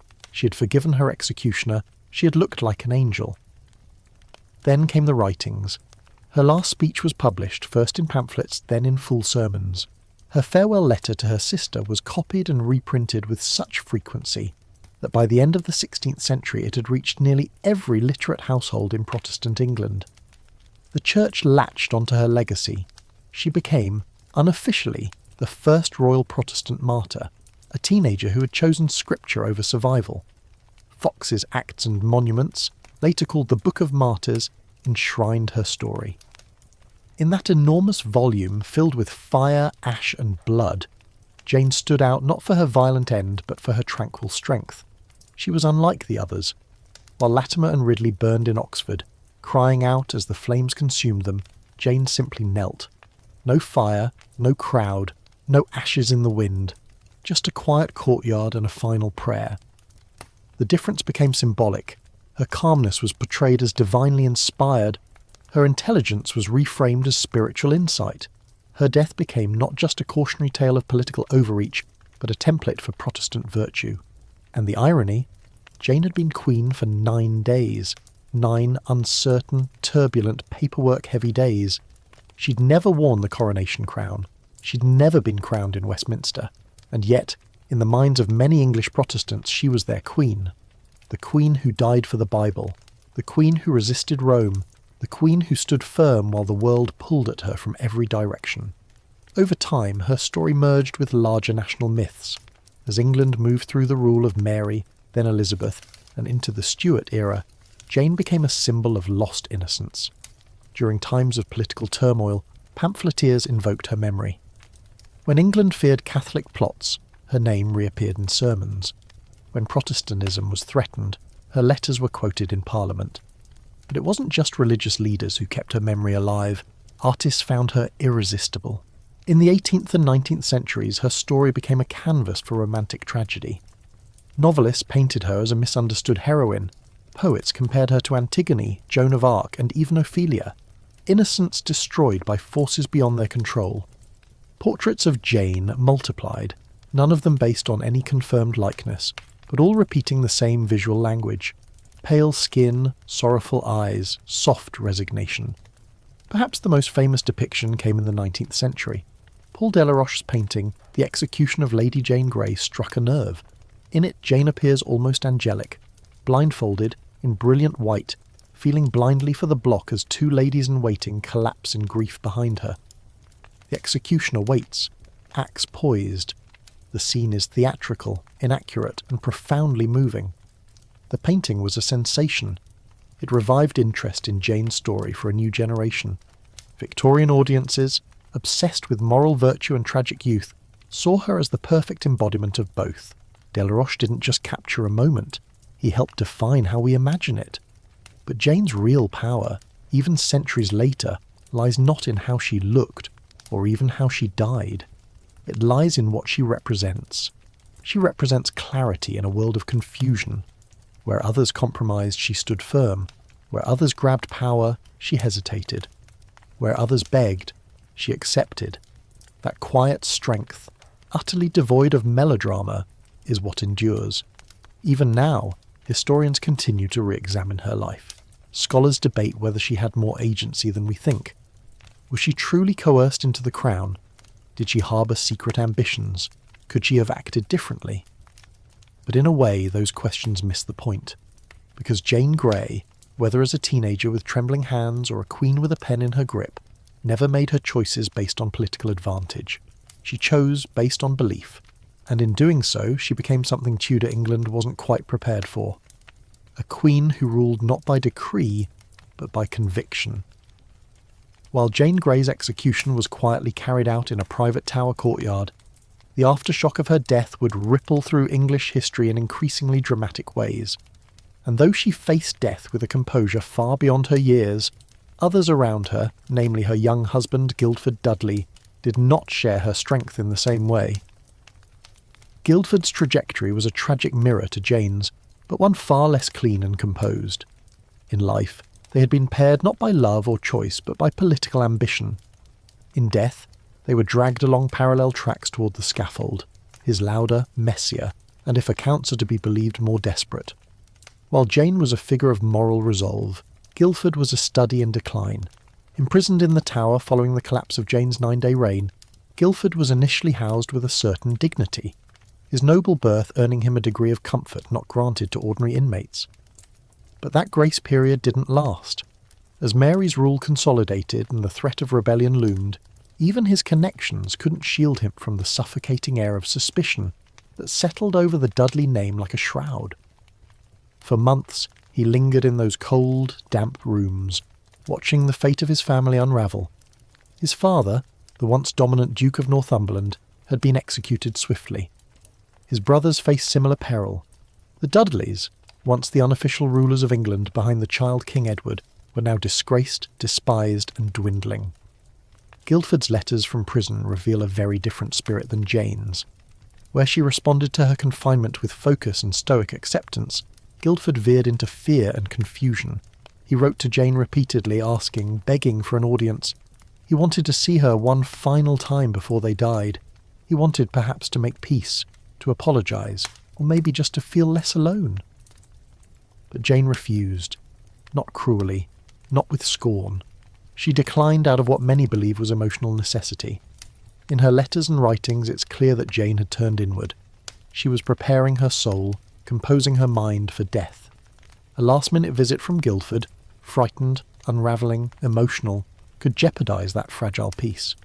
She did not want to see the boy she'd once shared a table with brought so low. Nor did she want to shatter the stillness she had cultivated over months of prayer, study and writing. Her world in those last days had become tightly ordered. Scripture, silence, sunlight filtering through a narrow window. To let grief in now would be to let fear win. So Guildford remained alone, and on the morning of February 12th, 1554, he was taken from his cell and led to Tower Hill. Unlike Jane, whose execution was held privately inside the tower, Guildford faced the crowd. Tower Hill was a public execution site, and the people came, curious, solemn, and in some cases jubilant. The name Dudley still stirred anger among the Catholic loyalists and traditionalists. The young man once envisioned as king consort now stood as a symbol of political overreach, of treason, of ambition run amok. Guildford walked with difficulty. Some reports describe him as pale, shaking, barely able to speak. He gave no rousing speech, no theological sermon. Whatever words he managed were brief, muttered, likely a prayer. And then the axe fell. His body was wrapped, blood soaking through the cloth, and carried through the tower courtyard on its way to burial. Jane, from her chamber window, is said to have glimpsed the macabre procession, though whether she saw the blood or merely the movement is debated. She did not cry. She did not react. By that point, her emotional reserves were focused solely on what came next. Her own walk to the scaffold. The contrast between their deaths became part of the wider narrative. Jane, the composed martyr. Guildford, the broken heir. It's tempting, perhaps too tempting, to romanticize Jane while diminishing Guildford. But he too was young, perhaps 16 or 17, born into privilege, trained to expect influence, never prepared for disgrace. His behaviour, erratic as it was, might not have stemmed from weakness so much as confusion. He was not raised for sacrifice, he was raised for inheritance. And that inheritance, whatever promises it once held, had been buried with his father. Their marriage had always been a mechanism, a gear in the machine of succession. But there had been brief moments, quiet meals, shared glances, mutual frustration, where Jane and Guildford had glimpsed in one another something more than politics. Those moments didn't bloom into love. They barely sprouted into companionship, but they existed, and in their final weeks they haunted him more than they did her. Jane's refusal to make him king during her 9-day reign had caused a rift between them. Guildford, whose parents had pressed for the title, had sulked and protested when Jane insisted he remain merely her consort. For him, the crown was a prize. For her, it was a cross. That difference in perspective widened the gap between them, one never truly closed. And yet, even in refusing his final request, Jane showed a kind of kindness. She wanted Guildford to remember her as she had been, not as a girl on the scaffold, blindfolded and bowed. She wanted him to carry into death whatever memories of their shared past were untainted, or perhaps she simply wanted to shield them both from the sobs that parting might bring. Her decision was criticised by some later chroniclers. Others praised it as an act of inner strength. The truth likely rests, as it so often does with Jane, somewhere in between. After his execution, Guildford was buried beside her, at St. Peter ad Vincula, beneath the same flagstones that would eventually cover queens, traitors, martyrs, and murderers. His grave bears no elaborate inscription. No one built a statue. No poet wept into parchment for the boy who died a Dudley. But in Jane's story, he lingers like a footnote that refuses to vanish. They had been crowned together, condemned together, and at last buried together. Their union, though emotionally distant, was inescapably historic. Two teenagers pressed into marriage by dynastic hunger, then marched to the scaffold by that same appetite turned inward. Theirs was a relationship forged in ambition and extinguished in resignation. and if Jane was the star that continued to rise after death, Guildford was the shadow she left behind. In the public imagination, he became a contrast, a reminder of the fragility of privilege, of what happens when title is mistaken for destiny. He had expected a crown. He received only a block of wood and the weight of a nation's retribution. And in the quiet stillness of their burial chapel beneath the tower stones, 2 young bodies lay, once clothed in silk and gold, now reduced to names and bones, but one of them would echo forever. On a cold, grey morning in February 1554, the gates of the Tower of London creaked open to allow the soft rustle of a life approaching its final moments. The stone beneath Jane Grey's feet was slick with dew and darkened with the stain of death. Guildford's blood not yet dried, marking the route she would soon follow. It was not a parade, not a performance, just a teenage girl in black carrying her own prayer book, moving through history's deepest silence. There were no cheering crowds, no murmuring masses. Her execution was held privately within the tower walls, away from the public theatre that usually surrounded such scenes. Mary Tudor had permitted this small dignity, perhaps out of guilt, perhaps out of political caution, but even in isolation, the moment carried weight. A handful of witnesses, guards and clergy stood by, heads bowed against the wind. Jane climbed the wooden steps to the scaffold with calm, measured strides. Her gown, plain and heavy, whispered with each movement. On her head, a simple coif replaced the diadem she had once been measured for.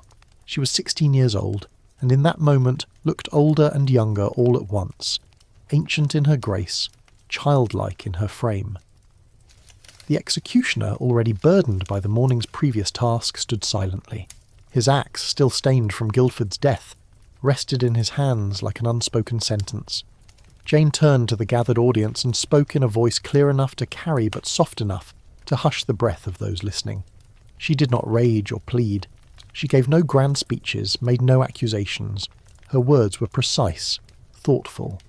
Another lesson in composure under the shadow of the axe. "I do wash my hands in innocency," she said, paraphrasing Psalm 26, "before God and the face of you, good Christian people, this day." She then admitted her guilt in accepting the crown, though she emphasised she never sought it, nor pursued it. It had been offered, she said, and she had accepted, believing it lawful. But now she died a true woman to God and his gospel. There was no tremble in her voice, no crack in her faith. She turned to the executioner, forgave him, and asked him to dispatch her quickly. Then she handed her gloves and prayer book to her maid. She knelt. The blindfold was tied over her eyes. "What shall I do? Where is it?" she asked, suddenly vulnerable, her hands fumbling in the darkness. A gentle hand, some say the lieutenant of the tower, others say Feckenham, guided her to the block. Her fingers found the wood. She whispered a final prayer. "Lord, into thy hands I commend my spirit." The axe fell, and with that single motion, the girl who had worn a crown for 9 days became immortal. News of Jane's death spread quickly, despite its private nature. In London's alleys and chapels, people whispered of her dignity.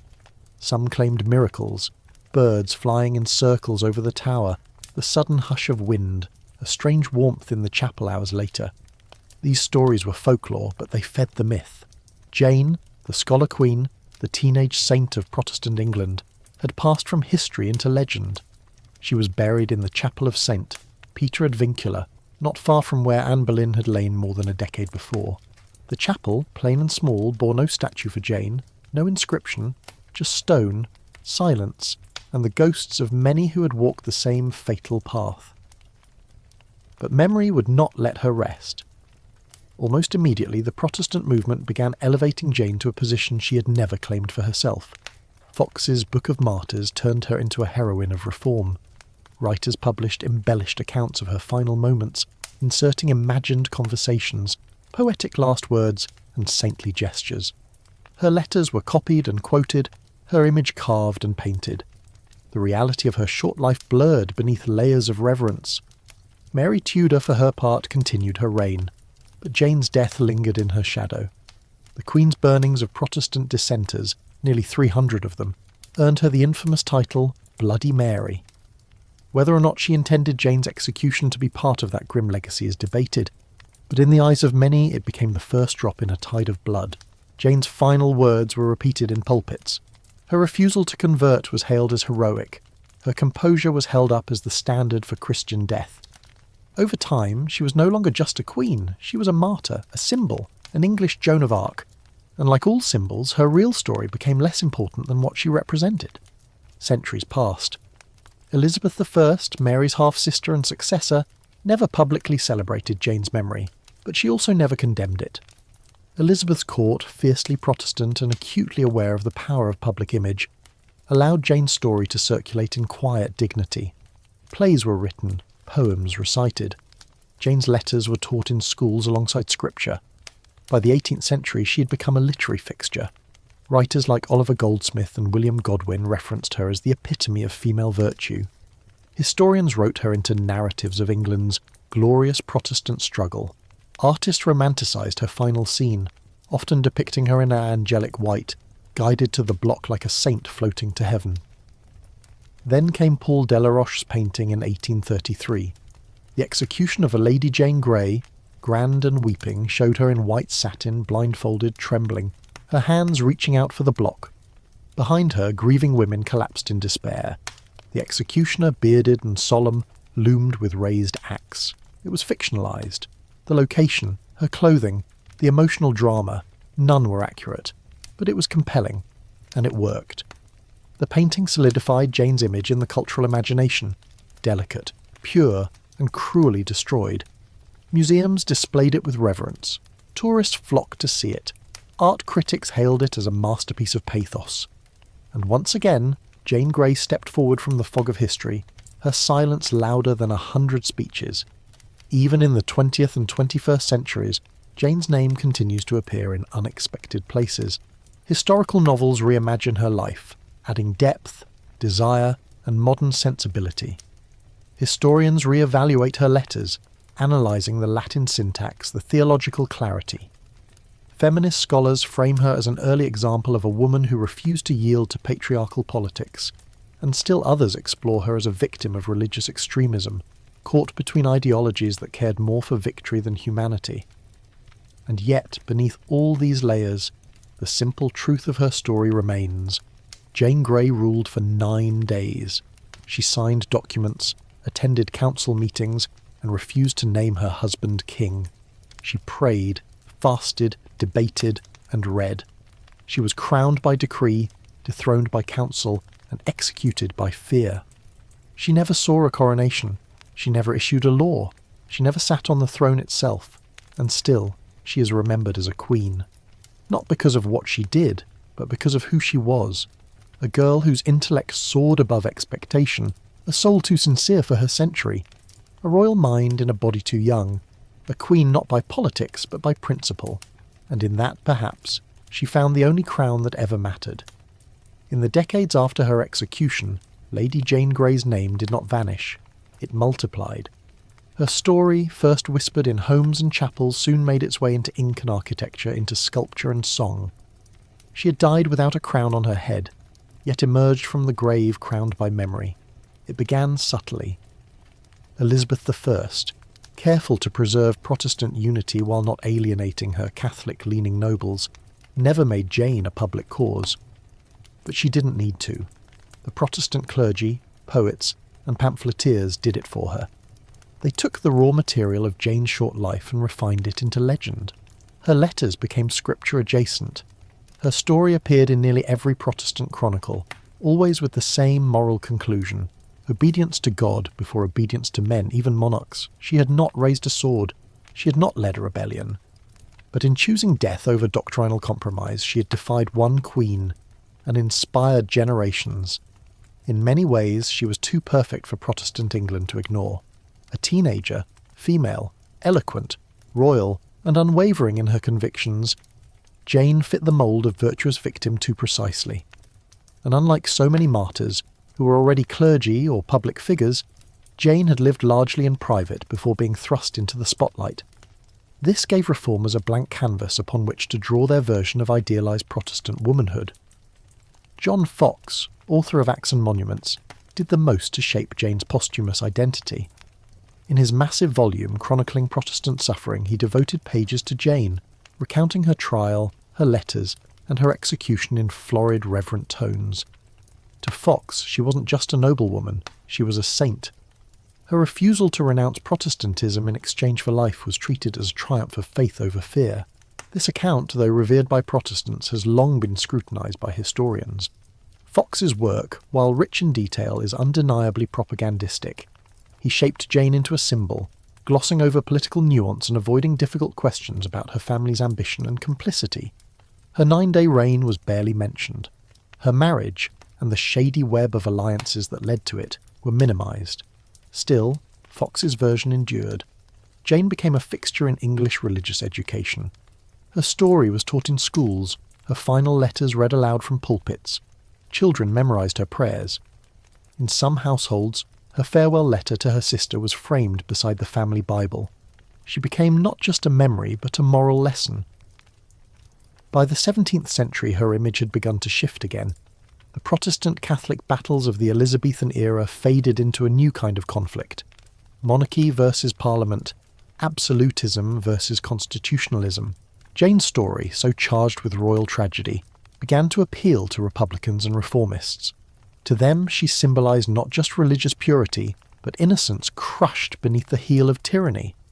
Artists and writers began portraying her as a political victim rather than strictly a religious one. In 1688, during the Glorious Revolution, Jane's name was once again invoked, not by Catholics or Anglicans, but by Whigs seeking to justify the removal of King James II. They pointed to Jane as a precedent for lawful resistance against monarchs who betrayed the nation's interests. Her execution was reimagined as a cautionary tale about unchecked royal power. This adaptability made Jane a rare historical figure, relevant in every era yet always reinterpreted. The 18th century brought another transformation. Romanticism, with its love of tragic youth and faded grandeur, latched onto Jane like ivy to stone. She was recast as a doomed heroine, pale and pious, caught in a world too cruel for her gentleness. Poets compared her to Iphigenia, sacrificed for the ambitions of others. Her last words were embroidered with new emotional flourishes. The block on which she died became a stage for virtue's final bow. And in the 19th century, Jane's story hit its visual peak. Paul Delaroche's The Execution of Lady Jane Grey, painted in 1833, offered the most enduring image of Jane ever created. In the painting, Jane kneels blindfolded in a white satin gown, her hands reaching out uncertainly for the block. Her ladies-in-waiting collapse in the background, overcome with grief. The executioner waits, his axe lowered but ready. It is, in nearly every way, historically inaccurate. Jane was not dressed in white, her execution was not held in that darkened chamber, and her death, though sorrowful, was not witnessed by sobbing courtiers or draped in such theatricality. But accuracy was not the point. Delaroche, a French painter, was capturing not a moment, but a feeling, a crystallized version of the ideal romantic martyr. And it worked. The painting became wildly popular, particularly in Victorian England, where themes of virtue, duty, and sacrificial femininity resonated deeply. Prints of the painting were sold widely. Schoolbooks began to feature the image. Jane's legend gained not just words, but a face. She now existed not only in texts, but in homes, churches, and galleries. And yet, in all these iterations, something vital risked being lost. The real Jane, the teenager with bruised palms from turning pages too long into the night, the girl who winced when her mother scolded her, the student who wrote Latin essays on predestination, then paused to admire the garden outside her study, the bride who didn't want to marry, the girl who had opinions, who refused to make her husband king, who argued with bishops who wanted desperately to please God and survive the court at the same time. Beneath the symbols and the sanctity, there was a person, and that person, so intelligent, so composed, was still learning who she was when the world decided for her. In modern times, historians have tried to untangle the woman from the myth. Jane is now studied not just as a Protestant icon or royal tragedy, but as a thinker. Her surviving letters and marginal notes are analysed for their theological sophistication. Her debates with Bishop Feckenham are taught not only as spiritual dialogues, but as philosophical exchanges. Feminist scholars examine the way she was used by men, first as a pawn in a political scheme, then as a posthumous emblem of purity. There is debate too about her agency. Did Jane truly resist the crown as much as legend says? Was her acceptance of queenship a reluctant duty or a quiet ambition? Could she have done more to stop the train of events that led to her execution? Or was she, as she claimed, simply obeying the counsel of others? Answers remain elusive. What is undeniable, however, is that Jane Grey continues to captivate. She exists in the odd space between legend and life, between history and hagiography. She's both too big for her brief life and too small for the massive story she's been wrapped in, and perhaps that's why she lasts. Because unlike many historical figures, Jane was never allowed to complete her arc. She didn't grow old, didn't fall from grace, didn't disappoint. She died at the beginning of her story, and so we are left to imagine the rest. Would she have become a philosopher queen, like Elizabeth? Would she have written theology in exile, like Anne Askew? Or would she have faded into quiet anonymity, her intellect wasted on dinner parties and royal protocol? We'll never know. What we do know is this. Jane Grey's story, shaped by books, by blades, by belief, still matters. Not just because she ruled, not just because she died, but because for a brief, flickering moment she stood at the centre of history and said, clearly and without fear, "This is what I believe." And then calmly she paid the price. History does not let go easily of a figure like Jane Grey. In her silence the world spoke louder, and as the centuries turned she grew larger than life precisely because she'd not lived long enough to complicate her legacy. She was frozen at the edge of adulthood, brilliant, innocent, tragic, and thus endlessly adaptable. By the Victorian age, Jane's image had fully crystallised into one of idealised martyrdom. Her death, mourned more in art than in state records, was remembered as a gentle, almost sacred event. The very brutality of execution had been romanticised into a poetic offering. Her blood, so carefully omitted in visual depictions, became symbolic rather than real. Writers, especially those steeped in the era's moralism, leaned heavily on Jane as a paragon of feminine virtue. They imagined her as obedient yet wise, humble yet scholarly. In doing so, they edited out her political circumstance. They often ignored her strategic refusal to make Guildford king, her quiet but undeniable resistance to being manipulated. She was portrayed less as a teenager ensnared in political danger and more like a saint volunteering for the flame. Victorians especially adored the idea of the noble woman sacrificed unjustly, and Jane fit that mould perfectly. Pale, studious, unwavering in her principles, she became the heroine of countless essays and historical novels, a symbol not of political revolution but of personal morality. Yet this very idealisation presented a paradox. While Jane was used to promote domestic, submissive ideals for women, obedience, chastity, meekness, her real life suggested a mind far more rebellious than that image allowed. She resisted her forced queenship. She debated theological matters with experienced bishops. She refused to save herself by abandoning her convictions. She was not passive. She was defiant, in her own quiet, terrifying way. And that defiance made her powerful. This tension has become increasingly important to modern historians and scholars. Over the last 50 years, a new kind of Jane has emerged, one more grounded in her humanity than her hagiography. Historians began digging deeper, not into myths, but into archives. They scoured legal documents, council records, family correspondences. They compared eyewitness testimonies. And what they found, again and again, was a girl far more complex than either her Protestant champions or Catholic critics ever admitted. Jane Grey was ambitious, not in the greedy, conniving sense, but in the intellectual sense. She wanted to learn. She valued the life of the mind. She believed truth, once found, should not be hidden. That belief led her to take the throne when it was offered, not because she thirsted for power, but because she thought it was right. And when she was told it was wrong, she relinquished it without bitterness. In her acceptance and in her surrender, Jane showed the same quality, conviction. It was that consistency that defined her, not her youth, not her titles, not even her death. She was, in a way, the first monarch England ever had who tried to govern with ideas rather than lineage or violence. She saw the throne not as a prize, but as a burden of stewardship. She had no desire to wield it as a weapon. She wanted to protect her faith, serve her country, and perhaps most tragically do the right thing. Yet doing the right thing did not save her, and that more than anything is what gives Jane's story its lasting poignancy. She wasn't undone by flaws or enemies. She was undone by the very loyalty and principle that made her extraordinary. The system she tried to serve crushed her for not playing its game. After all, Mary Tudor, her cousin and successor, was no fool. Mary knew the politics of mercy as well as those of justice. Sparing Jane would have meant leaving a Protestant symbol alive during a time of extreme religious volatility. And though Mary was deeply devout, she was also deeply pragmatic.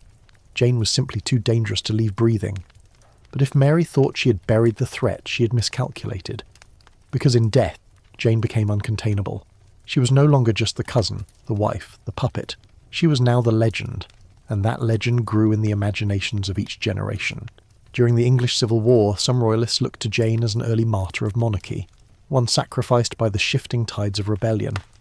During the Enlightenment, she was admired for her intellect and composure. During the suffrage movement, feminists pointed to her as a woman whose voice, despite being silenced, still rang through history.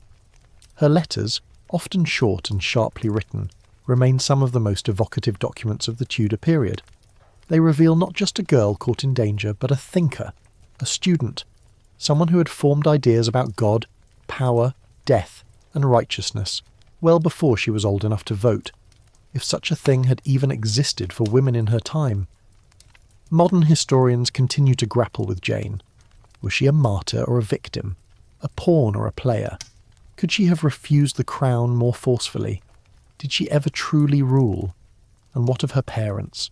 Her mother, Frances Brandon, so often vilified in early accounts for cruelty and ambition, has been re-examined. Some scholars now believe Frances was stricter than most, but not unusually harsh by Tudor standards. Others point to Jane's own writings as evidence of emotional strain between them, tension, if not outright abuse. Frances, for her part, survived the chaos, remarried, and died without fanfare. Her legacy remains shadowed by Jane's brightness. Her father, Henry Grey, fared worse.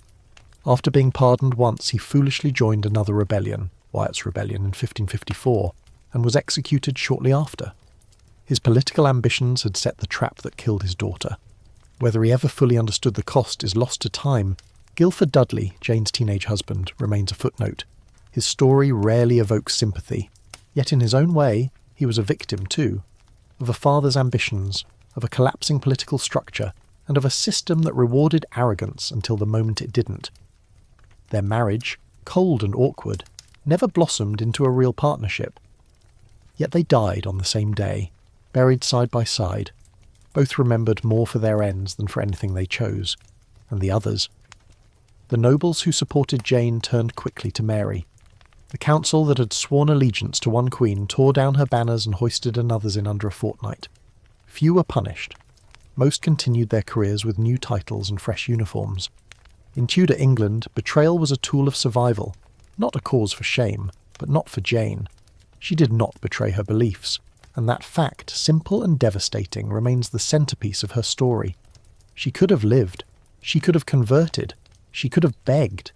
Many in her position would have. But she refused, again and again, until there was nothing left to refuse but the blindfold and the block. In doing so, she became timeless. Lady Jane Grey, the 9-day queen, the girl who wouldn't bend. She's painted in white, buried in stone, written in Latin and in legend. Her life lasted just 16 years, her reign only 9 days, yet her story has stretched across 5 centuries and continues to echo. Not because she wanted power, but because she had principle, and in the end, principle proved more enduring than any crown. By the time Queen Elizabeth I breathed her last breath in 1603, Lady Jane Grey had already been gone for nearly half a century, yet Jane's memory remained stubbornly alive, her name murmured in royal halls and parish pews alike, invoked in whispers and elegies, engraved into the Protestant conscience like a soft but enduring scar. As England transitioned from Tudor to Stuart rule, a new age dawned, but Jane lingered, not in proclamations or court titles, but in the folds of devotional books, in the corners of paintings, in the letters of mothers naming their daughters after her. She had become more than a queen, more than a girl. She had become a story that people told to remember who they were or who they wanted to be. And for many, she was the mirror against which other rulers would be judged. During the reigns of the Stuarts, as civil war loomed and then erupted, Jane's tale took on yet another guise. Royalists and parliamentarians alike invoked her as a symbol of the dangers of overreaching ambition and the fragile dance between religion and rule. Royalists saw her as a tragic warning. What happens when kings are made pawns by the powerful? Reformists saw in her death the price paid by the righteous for defying tyranny. Everyone, it seemed, could find something of themselves in Jane Grey. That was her power, not in what she did. 9 days on the throne, after all, produces few royal edicts, but in what she refused to do. She refused to compromise. She refused to panic. She refused to blame others.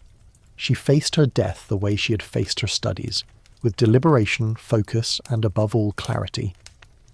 And that clarity was contagious. By the 18th century, long after her bones had turned to dust beneath the Tower Chapel, Jane had become a national myth. Not the myth of Arthur, bold and kingly, nor of Boudica, fiery and vengeful, but something quieter.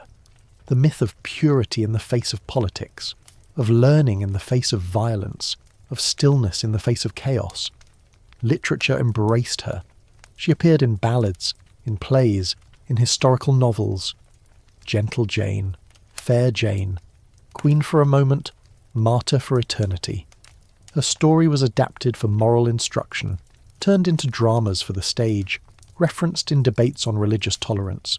Even as Britain expanded into empire and modernity, Jane remained in the background, an echo of England's early Protestant soul. The Victorians, with their appetite for moral parables and tragic heroines, lifted her even higher. They adored her image as a pious young woman destroyed by the corrupt world of adults and politics. In her, they found the perfect vessel for their anxieties about power, purity, and the costs of ambition. And so Jane Grey became a genre of her own. In schools she was praised as a girl whose intellect defied her gender's expected limits. In churches she was presented as a model of devout womanhood.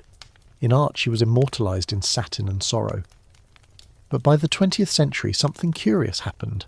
As feminist scholarship grew, and as historical methods became more critical, Jane's image was peeled back again. No longer content with soft-focus hagiography, scholars began asking deeper questions. What were Jane's own ambitions? Did she exercise any real agency in accepting the crown? Was she truly as passive as earlier narratives suggested? They discovered a more complicated person, a girl raised by ambitious parents, but taught by humanist scholars, a girl fluent in multiple languages, well-versed in theology, and uncommonly articulate. A girl whose 9 days as queen were not empty ceremony but real labour, issuing orders, holding council meetings, even making decisions that defied her husband and his powerful family. One such act stands out, her refusal to make Guildford Dudley king. In a court where women were often expected to empower the men around them, Jane said no. She said no to Guildford, no to his parents, no to the idea that her reign would be shaped by someone else's ambition. That refusal cost her dearly. It alienated powerful allies and likely hastened her downfall. But it was Jane's decision, and it reflected a maturity rarely acknowledged. This newer vision of Jane did not erase the tragedy of her death. If anything, it amplified it. Because now she was not just a symbol or a sacrificial lamb. She was a person, thinking, choosing, resisting, and that made her execution all the more brutal. Modern portrayals reflect this shift. Historical novels like Alison Weir's Innocent Traitor or Helen Castor's documentaries present Jane as a rounded, conflicted character. Thoughtful, brave, occasionally uncertain. A teenager grappling with the impossible. Not a saint, not a puppet. But a girl with an unshakable sense of who she was. Visitors to the Tower of London today will find her story told carefully, respectfully, if still partially. The site of her execution is marked by a memorial. Guides recount her final hours with reverence, occasionally noting the irony of her calmness compared to the court's chaos. Her burial site within the chapel remains simple. There are no bones on display, no relics, no statues. Just a name carved into memory. And that memory, ever shifting, is hers alone. not borrowed from Fox's pen or Delaroche's brush, but something deeper. The memory of a girl who refused to look away from the truth, even when the truth was an axe waiting in a cold courtyard. Jane's reign, if we measure by duration, was insignificant. But if we measure by impact, by how deeply she marked the national psyche, how persistently she is remembered, how often her story is retold, then hers is among the most profound. Her 9 days outlasted dynasties. Her letters outlived her jailers. Her death inspired more reflection than many rulers' lives. And so, in closing this journey through Jane's short but resonant life, it's worth recalling one final truth. She never asked for the throne. She never fought for it. But once it was placed upon her, she wore it, lightly, thoughtfully, and when necessary, bravely. Then she let it go, not because she was weak, but because she believed something greater than power was worth dying for. And now, dear listener, as the echoes of Jane Grey's story begin to fade, let's slow everything down. Let the stone corridors of the tower soften into shadows. Let the pages of her letters close with a gentle sigh. Her story, however brief, reminds us of how fragile power is, how easily it slips through fingers, even fingers wrapped in velvet or stained with ink. The world Jane lived in was one of daggers and crowns, sermons and scaffolds, yet through it all she remained quietly defiant, a steady flame in a storm not of her own making. Her steps, echoing up those scaffold stairs, were as deliberate as her words, measured, resolved, never panicked.